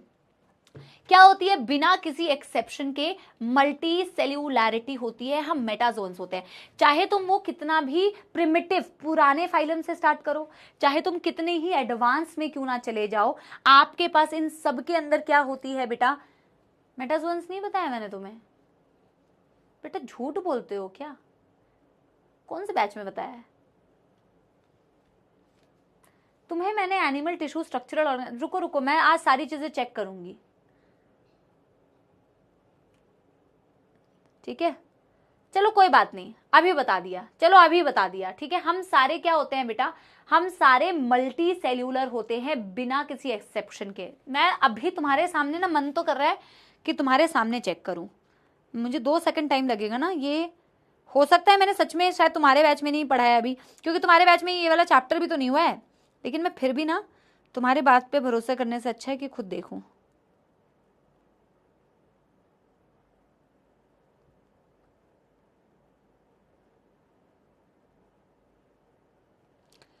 अच्छा चलो, मेटाजोन वर्ड, अच्छा ये लेकिन सेल, टिश्यू, ऑर्गन सिस्टम, ये सारा बताया हुआ है मैंने तुम्हें। सेल, टिश्यू, ऑर्गन सिस्टम, अच्छा तुम कह रहे हो चेक कर लो, मैंने ये सारा बताया हुआ है तुम्हें। मेटाजोन वर्ड भले ही यूज नहीं किया है, बट मैंने आपको ये बहुत क्लियरली बताया हुआ है, we all animals are multicellular, lecture number 1, ये मैंने तुम्हें बताया है। और मैंने एग्जाम्पल भी लिखा हुआ है, एनिमल किंगडम, किंगडम एनिमेलिया। और अब मैंने ये भी लिखा हुआ है कि हमारे पास मल्टी सेल्युलैरिटी होती है बिना किसी एक्सेप्शन के। और आगे मैंने ये भी लिखवाया हुआ है कि पहले सेल्स आते हैं, फिर टिश्यू आता है, फिर ऑर्गन आता है, फिर ऑर्गन सिस्टम आता है, ठीक है। एक इकलौता वर्ड मेटाजोआ ने ही बताया है, पर सब कुछ बताया है इसके अलावा। लेक्चर 1 पे जाके चेक करो, लेक्चर 1 पे जाके चेक करो, सारा बताया है मैंने, लेवल ऑफ ऑर्गेनाइजेशन तक बताया है मैंने तुम्हें, ठीक है। एक वर्ड नहीं बताया था बस मेटाजोआ, बाकी सब बताया है। और तुमने कहा कि नहीं बताया कुछ भी, तुम तो एकदम सीधे डिनाई कर देते हो। कल को बोल देना हमने तो मैम से पढ़ा ही नहीं है, बिना पढ़े डॉक्टर बन गए। सुनो मेरी बात, पाप लगेगा तुम्हें एकदम। आओ इधर। क्या होता है बेटा, हम सब मल्टी सेलुलर होते हैं, चाहे तुम पॉरीफेरा से स्टार्ट करो, चाहे तुम कॉर्डेटा तक जाओ, इससे फर्क नहीं पड़ता है। हम सब बिना किसी एक्सेप्शन के मल्टी सेलुलर होते हैं। हाँ, वो अलग बात है कि किसी के पास सिर्फ सेल्स होंगे बॉडी में, किसी के पास टिश्यू होंगे बॉडी के अंदर, और किसी के पास ऑर्गन होगा, किसी के पास ऑर्गन सिस्टम होगा। याद है मैंने आपको समझाया था, जैसे तुम्हारे पास इंग्लिश के अल्फाबेट्स होते हैं ABCD, वो उसको इमेजिन करो वो सेल्स हैं। तो अल्फाबेट्स को यूज करके तुम क्या बनाते हो बेटा, वर्ड्स बनाते हो। तो वैसे ही सेल्स का बेटा कॉम्बिनेशन करके क्या बनाते हो बेटा, टिश्यू बनाते हो। फिर तुम वर्ड्स के कॉम्बिनेशन से बनाते हो सेंटेंस। तो तुम टिश्यू के कॉम्बिनेशन से क्या बनाओगे बेटा, ऑर्गन। फिर तुम सेंटेंस के कॉम्बिनेशन से क्या बनाते हो, पैराग्राफ। तो तुम बेटा ऑर्गन के कॉम्बिनेशन से क्या बनाओगे, ऑर्गन सिस्टम। याद आ रहा है कि नहीं? Yes everyone. तो मल्टी सेलुलर तो हम सारे हैं, बट इनमें से बेटा कुछ के पास बॉडी में सिर्फ सेल्स होते हैं, किसी के पास बेटा सेल्स बेहतरीन तरीके से, अगेन बेसिक्स है तो मैं साइड में लिखती हूँ, कई बच्चे हैं जो पहला क्लास बिना अटेंड किए हुए हैं। जैसे मल्टी सेलुलैरिटी तो है, लेकिन मैम कुछ एनिमल्स है जिनके पास सिर्फ सेल्स ही हैं। सेल्स को मैंने कंपेयर किया था अल्फाबेट से, जैसे ABCD। किसी के पास मैम, तो इनका जो लेवल ऑफ ऑर्गेनाइजेशन होगा ना बेटा, उसे बोलते हैं सेल्यूलर लेवल ऑफ ऑर्गेनाइजेशन। इनके लेवल ऑफ ऑर्गेनाइजेशन को बोला जाता है सेल्यूलर लेवल ऑफ ऑर्गेनाइजेशन। समझ रहे हो मेरी बात? Cellular level of organisation, level of organisation को शॉर्ट में बेटा कैसे लिख सकते हैं, LOO। लेवल ऑफ ऑर्गेनाइजेशन को LOO लिखा जा सकता है। सेल्स का यूज करके बेटा आप क्या बनाते हो, टिश्यू बनाते हो। सेल्स का यूज करके आप क्या बनाते हो, टिश्यू। सेल्स बेटा जब ऑर्गेनाइज कर जाती है, जैसे अल्फाबेट्स ऑर्गेनाइज कर जाती है, तो बनते हैं वर्ड्स। तो टिश्यू के लिए बोलते हो टिश्यू ग्रेड ऑफ ऑर्गेनाइजेशन या टिश्यू लेवल ऑफ ऑर्गेनाइजेशन। जब बेटा आप टिश्यू को यूज करते हो तो बनता है ऑर्गन। ऑर्गन जैसे वर्ड्स का यूज करके बनाते हो सेंटेंसेस, और बेटा ऑर्गन का यूज करके बनाते हो ऑर्गन सिस्टम। तो जिसके पास ऑर्गन, उसका level of organisation organ level of organisation, जिसके पास ऑर्गन सिस्टम बेटा, उसके पास होता है organ system level of organisation. हाँ या ना? अब मैं आपको यहाँ पे बता देती हूँ किसके पास कौन सा लेवल ऑफ ऑर्गेनाइजेशन है। कोई दुखदर्द समस्या तो नहीं? आगे बढ़ जाए बेटा। बिल्कुल बेटा, मैंने तुम्हें ना पुरानी कहानी रिपीट करा दी है, हालांकि ये नहीं कराना चाहिए था, ये स्पून फीडिंग है, but I am doing your spoon feeding. I know कभी कभी मैं तुम्हें स्पून फीडिंग करती हूँ, जिससे मुझे बहुत दुख होता है, पर क्या करूं बेटा। Done done done done, yes मैमा। बच्चे कभी कभी ना मैम की जगह मैमा लिख देते हैं, ठीक है, बट कोई नहीं, इट्स ऑल्सो क्यूट, है ना। और कुछ मत लिख देना भाई, प्यार प्यार से फिर तुम कुछ भी लिखते हो। चलो जी, अब बेटा level of organisation, level of organisation number 2। अब हम लेवल ऑफ ऑर्गेनाइजेशन करते हैं और बेटा देखते हैं किसके पास कौन सा रेस्पिरेटरी स्ट्रक्चर है। हमें थोड़ा ज्यादा स्पेस चाहिए होगा, ठीक है, थोड़ा ज्यादा स्पेस चाहिए होगा। सबसे पहले लिखते हैं जिसके पास सेल्यूलर लेवल ऑफ ऑर्गेनाइजेशन है उसके पास कौन सा रेस्पिरेटरी स्ट्रक्चर होता है। और ma'am cellular level of organisation होता आखिर किसके पास है? जैसे होता है पॉरीफेरा के पास, जैसे होता है सीलेंट्रेटा के पास, सॉरी सीलेंट्रेटा के पास कतई नहीं होता बेटा, सिर्फ पॉरीफेरा के पास होता है, ब्लंडर होने वाला था। फिर बेटा जिसके पास टिश्यू ग्रेड ऑफ ऑर्गेनाइजेशन है, बेटा मैं राइट साइड में अभी लिखूंगी कुछ चीजें, ठीक है, राइट साइड की जगह थोड़ी सी खाली रखना, एटलीस्ट इतनी खाली रखना, राइट साइड में लिखूंगी, ठीक है। चलो, टिश्यू ग्रेड ऑफ ऑर्गेनाइजेशन बेटा किसके पास होता है? सीलेंट्रेटा, बार बार कह रही हूं, कॉलेंट्रेटा नहीं है, सीलेंट्रेटा। और नीडेरिया, बार बार बोल रही हूं, कनेडेरिया नहीं है, ठीक है, नीडेरिया, सॉरी ये तो इसी का नाम है ना, ये तो इसी का नाम है, या तो नीडेरिया बोलो या तो सीलेंट्रेटा बोलो। और क्या बोलते हैं? टीनोफोरा, टीनोफोरा है, कटिनोफोरा नहीं है। इन दोनों के पास क्या होता है बेटा? Tissue level of organisation. फिर आता है मैम क्या? Organ level of organisation. NCERT में सिर्फ एक ही फाइलम है बेटा जिसके पास ऑर्गन लेवल ऑफ ऑर्गेनाइजेशन दी हुई है, that is Platyhelminthes, that is Platyhelminthes. और फिर आता है बेटा organ system level of organisation, ठीक है। फिर आता है ऑर्गन सिस्टम। यार फिर से बोर्ड हैंग कर रहा है यार, क्या करें यार, अरे यार हद है यार, देखना बेटा क्या ही मतलब हद हो गई यार, देख मौत आ रही है।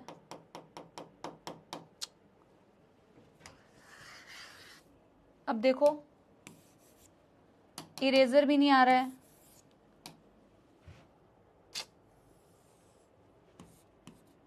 ऑर्गन सिस्टम, ऑर्गन सिस्टम, ठीक है। शगुन ओपी, शगुन तो बेटा आज बहुत ज्यादा ही हो रहा है। ऑर्गन सिस्टम में बेटा कौन कौन आते हैं, तो हमें ना बहुत सारे नाम लिखने हैं और सबके पास अलग अलग रेस्पिरेटरी स्ट्रक्चर होता है। एशकेहेल्मिन्थिस, एशकेहेल्मिन्थिस, एनेलिडा, आर्थ्रोपोडा, मोलस्का, एकाइनोडर्मेटा,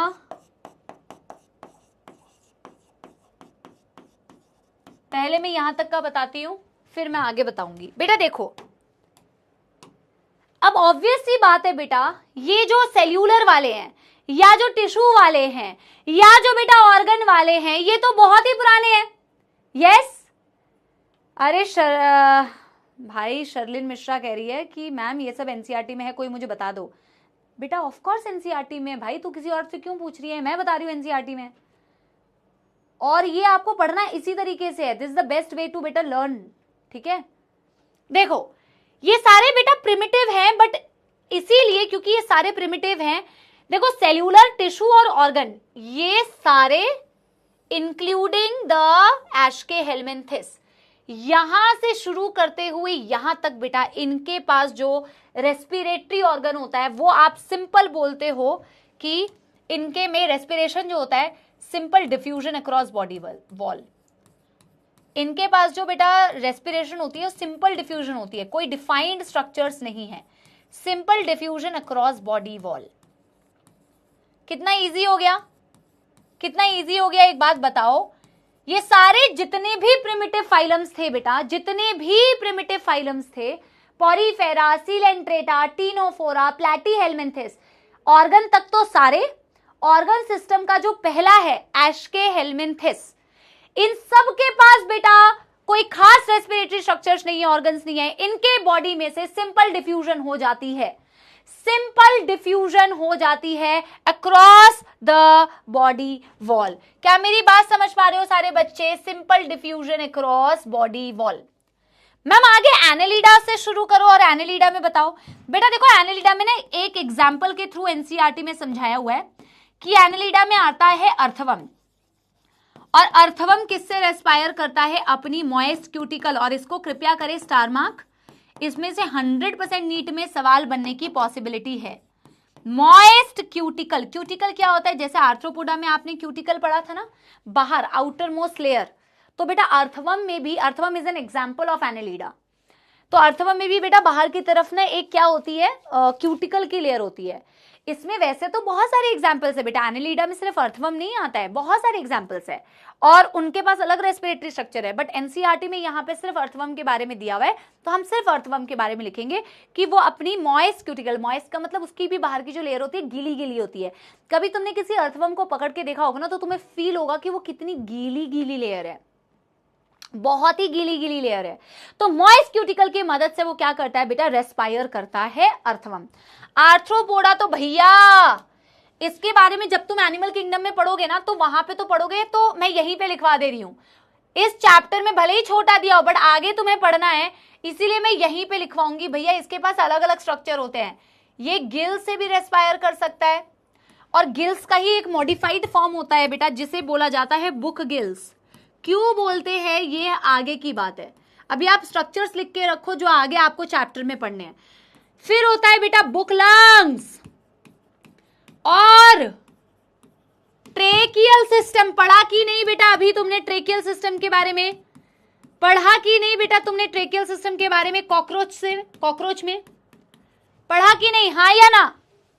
पढ़ा कि नहीं बेटा ट्रेकियल सिस्टम? यस और no? Largest phylum of the animal kingdom, absolutely. अलग अलग रेस्पिरेटरी स्ट्रक्चर्स। गिल्स का मॉडिफाइड फॉर्म बुक गिल्स का मॉडिफाइड फॉर्म बुक लंग्स, लेकिन सबसे कॉमन होता है यहाँ ट्रेकियल सिस्टम, जो तुमने पढ़ा था इंसेक्ट्स में होता है, क्योंकि कॉकरोच में तुमने ट्रेकियल सिस्टम पढ़ा, कॉकरोच में तुमने ट्रेकियल सिस्टम पढ़ा। बेटा मॉल्यूस्का में लिखो गिल्स, मॉल्यूस्का में गिल्स होते हैं। एकाइनोडर्मेटा में तुम लिख लो बेटा इनके पास ट्यूब फीट होती है, इनके पास ट्यूब फीट होती है। ये भी एनिमल किंगडम में पढ़ोगे, हो सकता है यहां ना दिया हो बट एनिमल किंगडम में पढ़ोगे। इसके 2 फाइलम्स बचे हुए हैं बेटा, तो मैं साइड में लिख दे रही हूं। हेमिकॉर्डेटा, हेमिकॉर्डेटा के पास भी गिल्स होते हैं, गिल्स। और बचा बेटा क्या? कॉर्डेटा। बचा बेटा क्या? कॉर्डेटा। तुम चाहो तो इसे नीचे लिखो बेटा। कॉर्डेटा के अंदर तो बेटा बहुत सारी कैटेगरीज है। कॉर्डेटा के अंदर आती है मछली जल की रानी, ये भी कॉर्डेटा है, ये गिल से रेस्पायर करती है। इसके अंदर आती है मैम मेंढक, एम्फीबियंस, और एम्फीबिया में मैम अलग अलग रेस्पिरेटरी स्ट्रक्चर है, ये तो आप बता चुके हो। गिल्स भी हो सकते हैं मैम, बकोफेरिंग्स भी हो सकता है मैम, गिल्स भी हो सकता है, बकोफेरिंग्स भी हो सकता है मैम, क्यूटिक ये क्या बोलते हैं, स्किन भी हो सकता है मैम, और लंग्स भी हो सकता है मैम। हाँ या ना बेटा? ये पढ़ चुके हो कि नहीं? राइट। और बेटा बचते हैं कौन? रेप्टिलियंस यानी हमारे सपोले, एव्स यानी कि हमारे हवा में उड़ते हुए बच्चे, और मैमल्स जो हमारे ज्यादातर बच्चे हैं, हमारे सारे बच्चे मैमल्स है यार, ऐसी भी क्या बात है। और ये सारे यूज करते हैं बेटा अपने लंग्स का। ये मैंने बेटा यहां पे ही क्यों बताया ये फ्लो चार्ट? ये इसीलिए बताया बेटा तुम ना बायोलॉजी को अलग अलग मत समझा करो। अगर एनिमल किंगडम तुम्हारे एनसीईआरटी में है तो चाहे ये इंफॉर्मेशन आधी एनिमल किंगडम की ही क्यों ना हो, आप वहीं पे पढ़ो जहां पे ये काम आ रही है। ऐसा थोड़ी है कि भैया एनिमल किंगडम में अभी क्यों पढ़े, भैया रिलेटेबल है, रिलेट करके दिया हुआ है, पढ़ना ही पड़ेगा, रिलेट करके दिया है, पढ़ना ही पड़ेगा। समझ में आ रही है प्यारे प्यारे जग से न्यारे सपोलो? Yes everyone, done done done done. Non chordata को नॉन कॉर्डेटा इसलिए बोलते हैं क्योंकि वो कॉर्डेट्स नहीं है। कॉर्डेट्स को कॉर्डेटा क्यों बोलते हैं? क्योंकि वो कॉर्डेट्स हैं। नोटोकॉर्ड होता है बेटा, बहुत सारे कैरेक्टरिस्टिक्स होता है, presence of notochord, presence of, ये तो तुम्हें बताना चाहिए। आर्थ्रोपोडा नॉन कॉर्डेट था ना, उसका हार्ट कैसा होता है? डॉर्सल। अपना कैसा होता है? अपन कॉर्डेट है, वेंट्रल। अपना ये नर्व कॉर्ड यानी कि स्पाइनल कॉर्ड क्या है? Dorsal, single, hollow. उनका कैसा था, डबल वेंट्रल सॉलिड। बहुत सारे फीचर्स होते हैं जो एक कॉर्डेट को कॉर्डेट बनाते हैं, एक नॉन कॉर्डेट को नॉन कॉर्डेट बनाते हैं भाई। रेप्टिलिया के बाद लिखा है बेटा एव्स और मैमल्स। ये एक्चुअल में ना बेटा कॉर्डेटा के अंदर के मैंने पॉइंट्स बताए हैं, इनकी क्लासिफिकेशन हम बाद में करेंगे, बट फिलहाल तो तुम्हें ये समझ में आ रहा है कि ये फिश भी एक कॉर्डेट है, एम्फीबिया भी एक कॉर्डेट है, रेप्टिलिया भी एक कॉर्डेट है, एव्स भी एक कॉर्डेट है, मैमल्स भी एक कॉर्डेट है। बेसिक्स आपके इस चैप्टर के हो चुके हैं डन, और अब हम इस चैप्टर की गहराई में बेटा पहुंचेंगे, जहां हम पढ़ेंगे बेटा किसके बारे में, human respiratory system, human respiratory system. और उसको पढ़ने से पहले बेटा एक बारी पहले करेंगे एनसीईआरटी की रीडिंग, ठीक है। जल्दी से मेरे प्यारे प्यारे सपोले बताएंगे क्या यहां तक हो चुका है डन, डनाडन डन। देवांग कह रहा है इसको रटना है क्या मैम? हाँ, तूने अगर समझा नहीं है तो तुझे रटना ही पड़ेगा बेटा। जल्दी जल्दी जल्दी जल्दी, यस एवरीबॉडी। ओ मेरे प्यारे सपोलो, बताओगे हो गया कि नहीं? यस। अरे भाई कहां गया रेस्पिरेटरी ऑर्गन्स? ये रहा, करें। चलो देखो एनसीईआरटी माता क्या कह रही है हमारी। Mechanism of breathing vary among different group of animals depending mainly on their habitat and level of organisation. भैया सांस वो कैसे लेंगे, क्या उनका मैकेनिज्म है, क्या उनके स्ट्रक्चर है, ये तो मैम वेरी करता है, और ये डिपेंड करता है कि उनका हैबिटेट क्या है।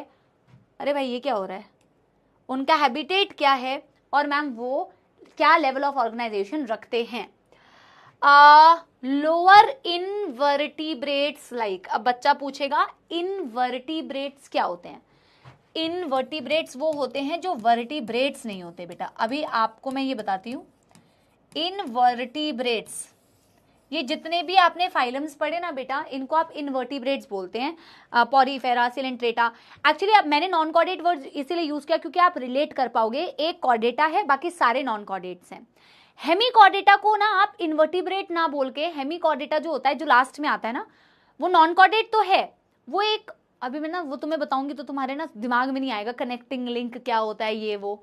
अभी तुम ऐसे समझो बेटा कि ये तुमने जो पॉरीफेरा पढ़ा, सिलेंट्रेटा पढ़ा और जितने भी फाइलम्स पढ़े अप टू एक्चुअली एकाइनोडर्मेटा, इन सबको इन्वर्टिब्रेट्स बोलते हो।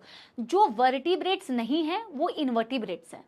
वर्टिब्रेट्स कौन है? हम सारे वर्टिब्रेट्स हैं बेटा, fish, amphibians, reptilians, Aves, mammals, हम सब वर्टिब्रेट्स हैं। हमारे पास क्या होती है, वर्टिब्रल कॉलम होती है, हम सब वर्टिब्रेटा हैं, ठीक है। और जिनके पास ये नहीं होती है वो सारे इनवर्टिब्रेट्स होते हैं। तो जितने भी तुमने ये लोअर एनिमल्स पढ़े ना बेटा, ये सारे इनवर्टिब्रेट्स पढ़े, पॉरीफेरा, सिलेंट्रेटा, टिनोफोरा, जितने भी पढ़े वो तुमने इनवर्टिब्रेट्स पढ़े, उनके पास वर्टिब्रल कॉलम नहीं होती, ठीक है, तो वो इनवर्टिब्रेट्स है। ऑफकोर्स वो लोअर एनिमल्स है क्योंकि कॉर्डेटा सबसे एडवांस्ड है, बाकी सब तो लोअर है। हाँ या ना? हाँ या ना एवरीवन? हाँ या ना? ठीक है। Lower invertebrates like sponges, sponges मतलब बेटा पॉरीफेरा, सिलेंट्रेटा, फ्लैटवर्म्स यानी क्या बेटा, फ्लैटवर्म्स यानी ये बात कर रहा है प्लैटीहेल्मिन्थिस की, बात कर रहा है platyhelminthes, etcetera exchange oxygen and CO2 by simple diffusion over their entire body surface. उनकी बॉडी में मैम सिंपल एक्सचेंज ऑफ गैसेस हो जाती है। Earthworm use their moist cuticle, इसीलिए इसको स्टार मार्क करना, अर्थवर्म अपना मॉइस्ट क्यूटिकल यूज करता है। And insect have a network of tubes called as tracheal tubes, यानी कि ट्रेकियल सिस्टम बेटा that transports the atmospheric air within the body. अब आप एनसीईआरटी देखोगे तो यहीं पे निपटा दिया है आपने बेटा, जो चीज पढ़ी है काम की है। एनिमल किंगडम जब पढ़ाऊंगी तो मैं पूछूंगी आपसे, एनिमल किंगडम का एक बहुत इंपॉर्टेंट पॉइंट जो आप एनिमल्स में पढ़ते हैं, उनके रेस्पिरेटरी स्ट्रक्चर्स, वो सारे हमने यहाँ पे कर लिए हैं। वहां पे जब मैं आपसे पूछूंगी तो आपको याद होने चाहिए, ठीक है। Special vascularized structures called gills are used by most of the aquatic arthropods and mollusca। देखो आर्थ्रोपोडा में भी हमने गिल्स लिखा हुआ है, बुक गिल्स लिखा हुआ है, बुक लंग्स लिखा हुआ है, ट्रेकियल सिस्टम लिखा हुआ है। तो बोला कि भैया ऑफ कोर्स पानी में रहने वाला आर्थ्रोपोड गिल्स का यूज करेगा, और मैम मोलस्का भी गिल्स का यूज करता है, हमने मोलस्का में भी बेटा गिल्स लिखा हुआ है। वैस्कुलराइज्ड का क्या मतलब होता है? वैस्कुलराइज्ड मतलब जो हाईली हाईली वैस्कुलर हो, जिसमें ज्यादा से ज्यादा ब्लड वेसल हो, ठीक है। And Mollusca uses gills, whereas vascularized bags called as lungs are used by terrestrial forms for the exchange of gases. जो टेरिस्ट्रियल फॉर्म्स होते हैं, धरती में रहने वाले होते हैं बेटा, वो लंग्स का यूज करते हैं, बाकी बेटा किसका यूज करते हैं, गिल्स का यूज कर रहे हैं। अमंग वर्टिब्रेट्स, वर्टिब्रेट में कौन आया बेटा, वही मछली जल की रानी, मेंढक, रेप्टाइल्स एंड बेटा Aves and mammals. Among vertebrate, fish use beta gills, whereas reptile, bird and mammal, they respire through lungs. Amphibian like frog can respire through their moist skin, as well as beta buccopharynx, as well as beta gills, etc. Gills से frog नहीं करती है, frog का larva करता है, tadpole larva. Mammals have a well developed respiratory system. बात करेंगे human respiratory system की। यस एवरीबॉडी, क्रोको मामा क्या है? क्रोको मामा, एक बच्चा पूछ रहा है क्रोकोडाइल क्या होता है? क्रोकोडाइल रेप्टिलिया होता है बेटा, ठीक है। हेडिंग डालेंगे क्या आप लोग? बेटा जी तैयार हैं?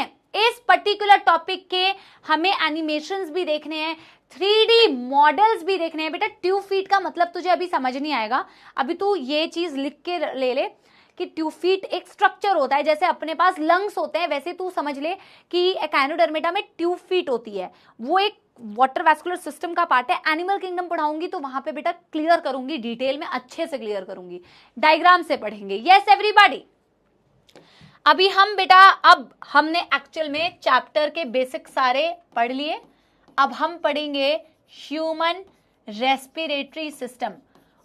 एनसीईआरटी ने तो पूरी कहानी भर के दी है, हमें उस कहानी को बेटा फ्लो चार्ट में करना है।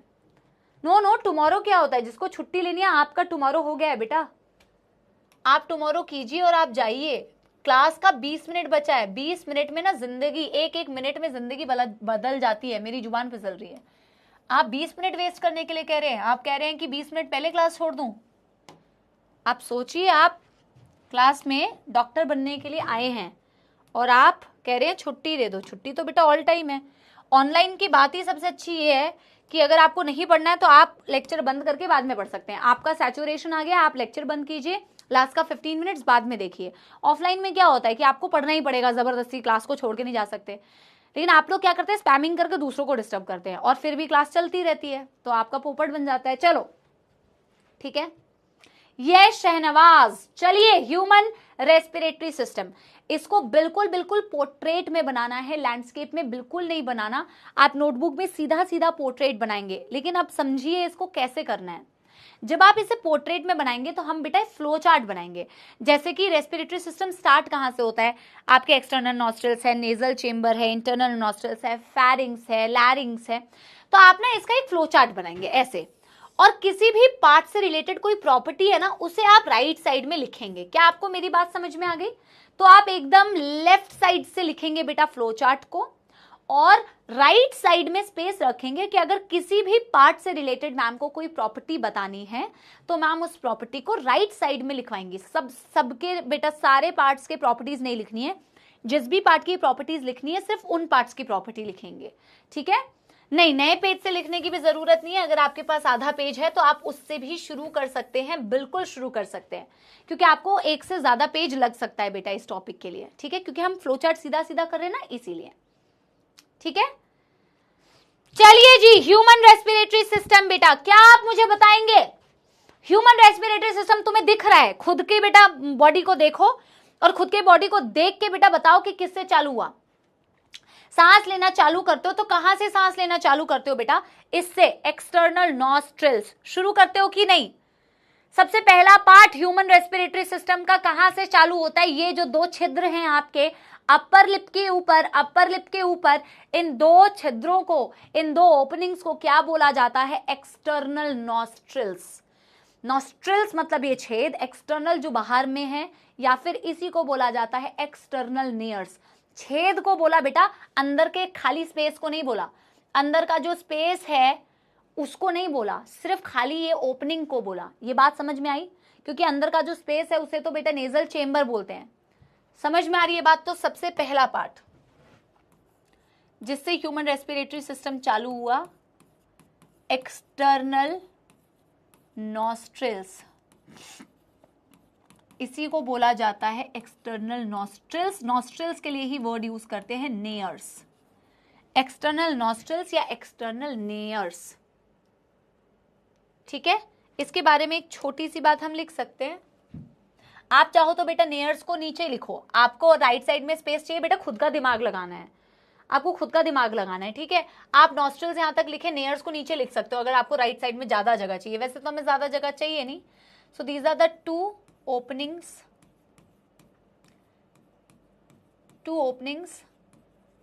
प्रेजेंट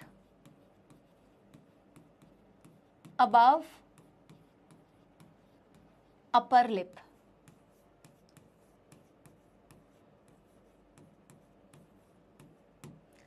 नंबर 2 पार्ट क्या होता है मैम? एक्सटर्नल नॉस्ट्रल से अगला जो पार्ट आएगा उसे बोलते हैं बेटा नेजल चेम्बर। नेजल चेम्बर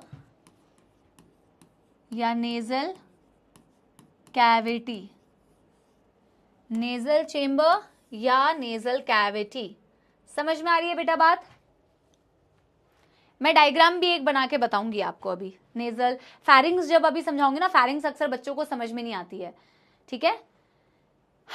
देखो नेजल चेम्बर या नेजल कैविटी ये होता है बेटा ये अंदर का स्पेस। ये जो दो एक्सटर्नल ओपनिंग है ना, मैं भी डायग्राम बनाऊंगी जब मुझे एक्सटर्नल नॉस्ट्रल समझाना होगा, नेजल चेम्बर समझाना होगा, इंटरनल नॉस्ट्रल समझाना होगा, फैरिंग समझाना होगा, तो मैं आपको बेटा डायग्रामेटिकली दिखाऊंगी, ठीक है। तो ये एक्सटर्नल नॉस्ट्रल्स है। एक्सटर्नल नॉस्ट्रल्स के बाद आता है जो ये पूरा स्पेस ना बेटा, अंदर का जो पूरा स्पेस है, उस पूरे स्पेस को आप बोलते हो नेजल चेम्बर या नेजल कैविटी, जिसमें बेटा आपको फाइन हेयर भी दिखता है, जिसके अंदर आपको म्यूकस भी दिखता है ना बेटा। म्यूकस में क्या होता है? म्यूकस में आपका जो डस्ट पार्टिकल है वो ट्रैप हो जाता है। मैं आपको आगे ये भी पढ़ाऊंगी कि इन सब का फंक्शन है। ऐसा नहीं है हेयर अपनी मर्जी से यहाँ पे है, ठीक है। ऐसा नहीं है कि यहाँ पे म्यूकस अपनी मर्जी से है, नहीं, इसका फंक्शन होता है बेटा। ये पूरा जो आप एक्सटर्नल नॉस्ट्रल से लेके आगे आप पार्ट्स पढ़ेंगे, इन सब का फंक्शन होता है। इसमें हेयर होते हैं to move the mucus particle. Mucus क्यों होता है? To trap the dust particle. यहाँ आने के बाद जो एयर होती है वो ह्यूमिडिफाई हो जाती है, एयर को बॉडी टेम्परेचर पे लाया जाता है। ये नेजल चेम्बर का सिर्फ नहीं लिखते हैं प्रॉपर्टी, ये ओवरऑल एक जोन होता है उसका प्रॉपर्टी लिखते हैं, जो आगे बताऊंगी। अभी आप नेजल कैविटी की कोई ज्यादा प्रॉपर्टी लिखने की जरूरत नहीं है, आप सिंपल ऐसे लिख लो नेजल कैविटी या नेजल चेम्बर। अरे भाई बोर्ड को तो मौत ही आ रही है, ऐसे लिख लो, has fine hair and mucus to trap dust particle, ठीक है, यस। फिर आता है बेटा तीसरा पार्ट, इसके फ्लो चार्ट को भी बनाते जाना है यार। फिर आ रहा है बेटा तीसरा पार्ट, जैसे बेटा अभी मैं डायग्राम में दिखाऊंगी, थोड़ा सा सब्र करो। जैसे आपके एक्सटर्नल नॉस्ट्रल्स होते हैं ना बेटा, वैसे ही आपके पास होता है इंटरनल नॉस्ट्रल्स। जैसे आपके पास होते हैं बेटा एक्सटर्नल नॉस्ट्रल्स, वैसे ही आपके पास होते हैं इंटरनल नॉस्ट्रल्स, या फिर इसको बोलते हैं इंटरनल नेयर्स। इसके बारे में आपको ज्यादा कुछ लिखने की जरूरत नहीं है। आपको डायग्राम में मैं दिखाऊंगी कि जैसे आपके बेटा बाहर से अपर लिप के ऊपर दो छेद होते हैं, दो ओपनिंग होती है, और उससे एयर अंदर जाती है बेटा कहां? अरे दिखाती हूं ना, एक 3D है ना मेरे पास, एक 3D मॉडल है तो सही मेरे पास। वैसे इसमें आपको इंटरनल नॉस्ट्रल्स नहीं दिखेंगे, ट्रेकिया वाले में भी नहीं दिखेंगे, इसमें भी नहीं दिखेंगे। अच्छा देखो, वैसे थोड़ा सा इमेजिन करने की कोशिश करना, ठीक है। जैसे ये एक्सटर्नल नॉस्ट्रल्स बेटा यहाँ होते हैं, ये दो ओपनिंग, फिर ये जो पूरा चेम्बर तुम्हें दिख रहा है ना बेटा, ये इसको ना, ये मैंने डायग्राम दिया था तुम्हें ना फैरिंग समझाने के लिए, ठीक है। तो ये वहां पे ज्यादा बेटर समझ में आएगा। अभी मैं बनाऊंगी तो तुम्हें समझ में आएगा ज्यादा। ये जो पूरा चेम्बर दिख रहा है ना बेटा, इसे नेजल चेम्बर बोलते हैं, ये नेजल चेम्बर है। और यहाँ पे दो ओपनिंग होती है, अंदर की तरफ भी ऐसे दो ओपनिंग होती है, उस दो ओपनिंग को बोला जाता है इंटरनल नॉस्ट्रल्स या इंटरनल नेयर्स, ठीक है। इंटरनल नॉस्ट्रल्स या इंटरनल नेयर्स, समझ में आ रही है बात? जैसे बाहर दो छेद है, ये एक्सटर्नल नॉस्ट्रल्स है, ये नेजल चेम्बर है, वैसे अंदर की तरफ दो डॉट्स होते हैं बेटा, उन्हें बोला जाता है क्या? उन्हें बोला जाता है इंटरनल नॉस्ट्रल्स या इंटरनल नेयर्स। अंदर दो छेद और बाहर, मतलब सॉरी, बाहर दो छेद और अंदर की तरफ दो छेद। अगर समझ में आया तो एक बारी बेटा मेरे को थम्स अप दे दो। जल्दी बताओ अगर समझ में आया। Nasal chamber, nasal cavity, nasal passage, कुछ भी बोल सकते हो, ठीक है। सो 2 ओपनिंग्स प्रेजेंट इनसाइड। वो डायग्राम अभी दिखाऊंगी बेटा जब मैं आपको फैरिंग्स समझाऊंगी बेटा। 2 ओपनिंग्स इनसाइड। अब आता है बेटा क्या, इंटरनल नॉस्ट्रल्स या इंटरनल लेयर्स के बाद अब क्या आता है मैम पार्ट, जिसे बोलते हैं नंबर 4 फैरिंग्स। फैरिंग्स के बारे में तो बेटा एक कहावत आपने बहुत सुनी ही होगी।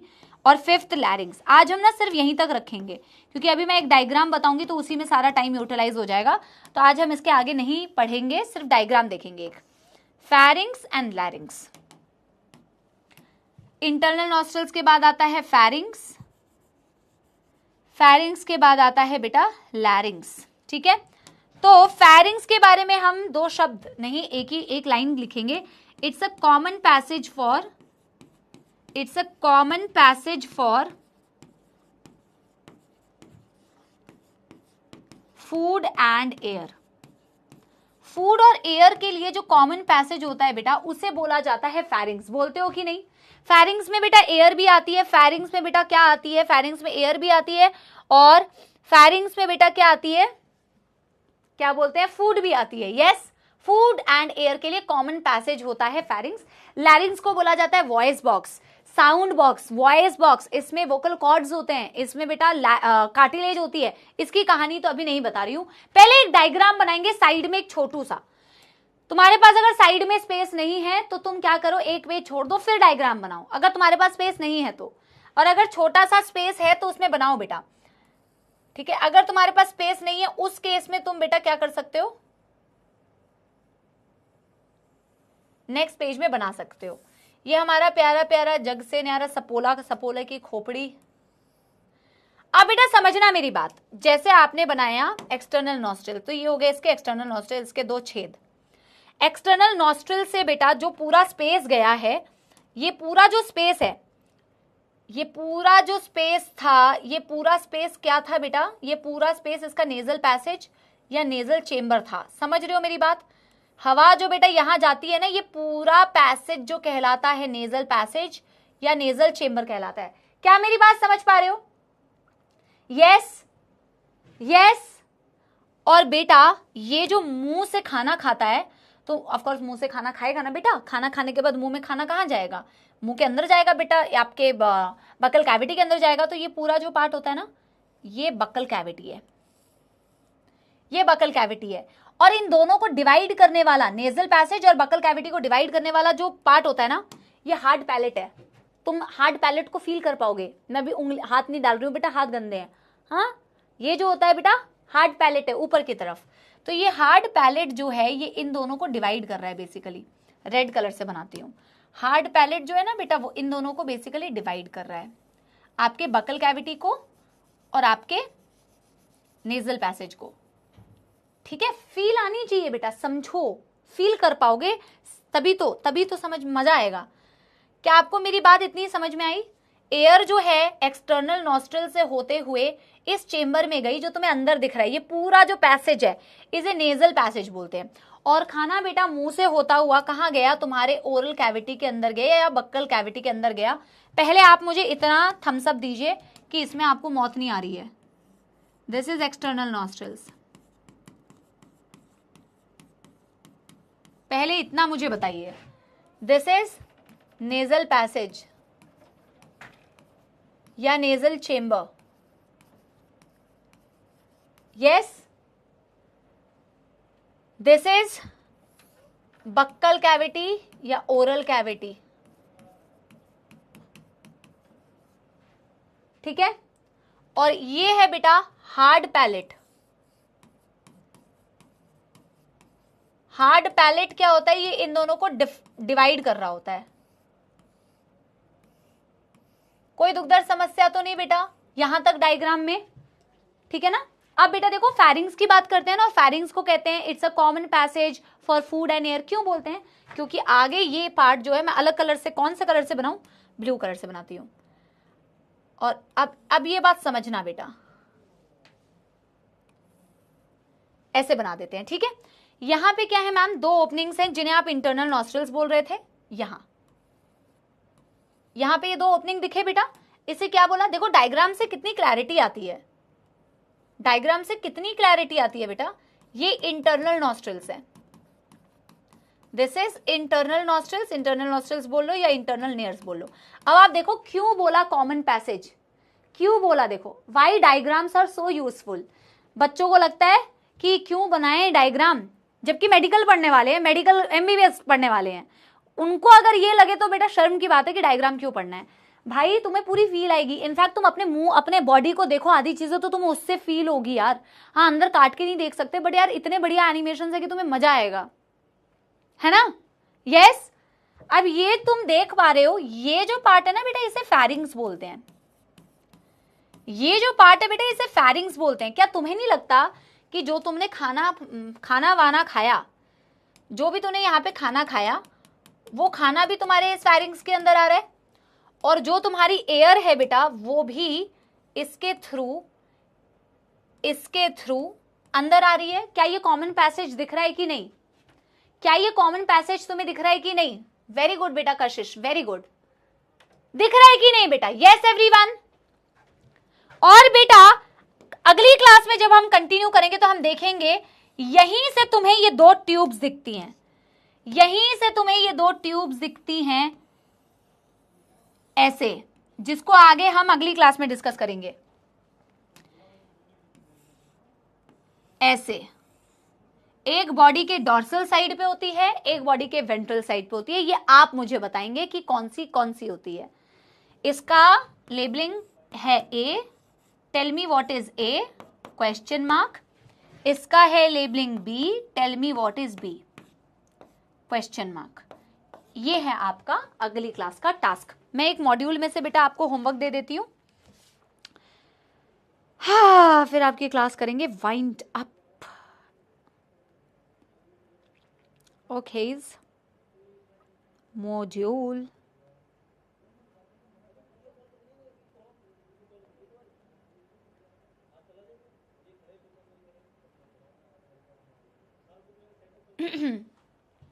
बेटा मजा आया कि नहीं?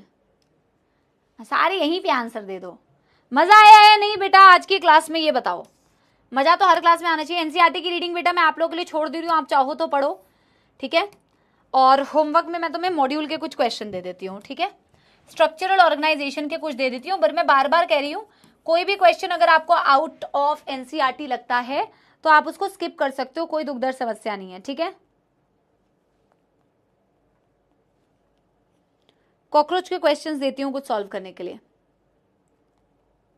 मॉड्यूल के तो पीडीएफ तुम्हारे पास अवेलेबल भी होंगे।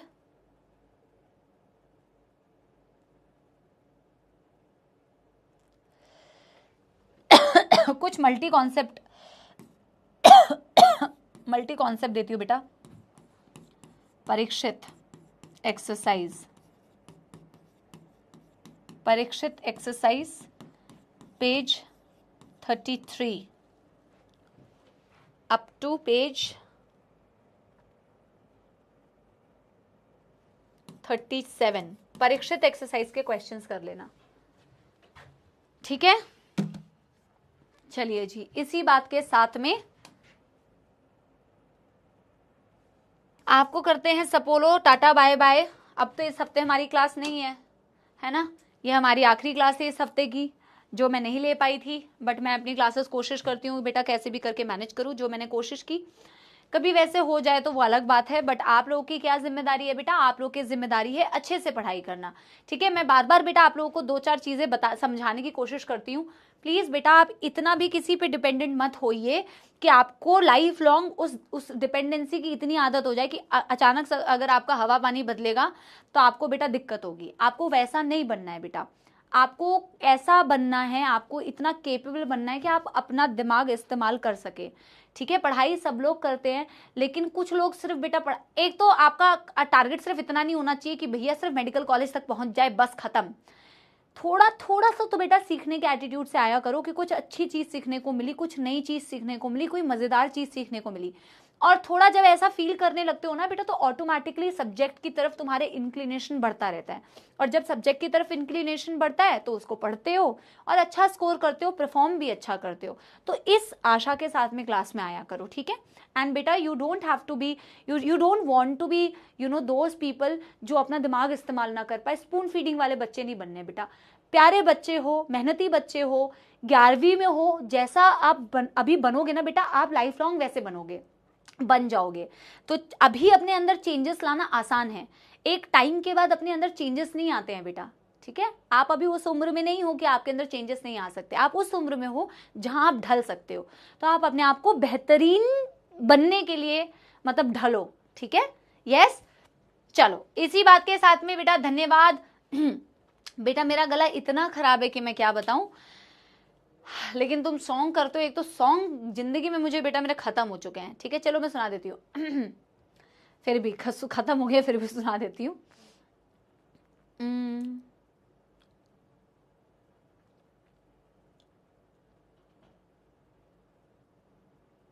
यार कुछ याद ही नहीं आ रहा यार।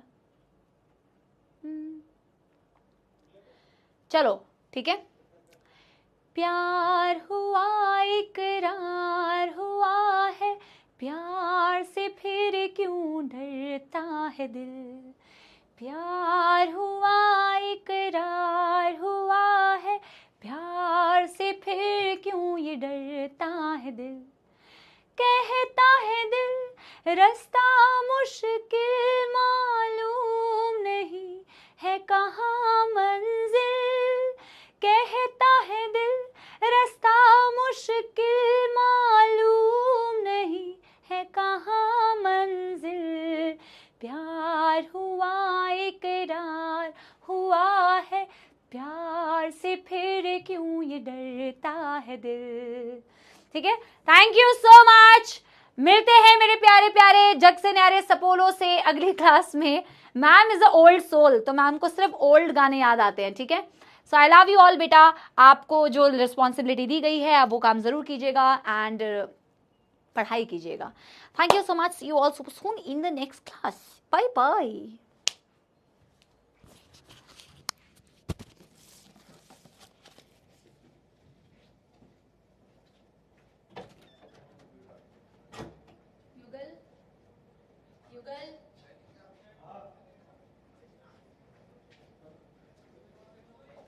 हाँ हाँ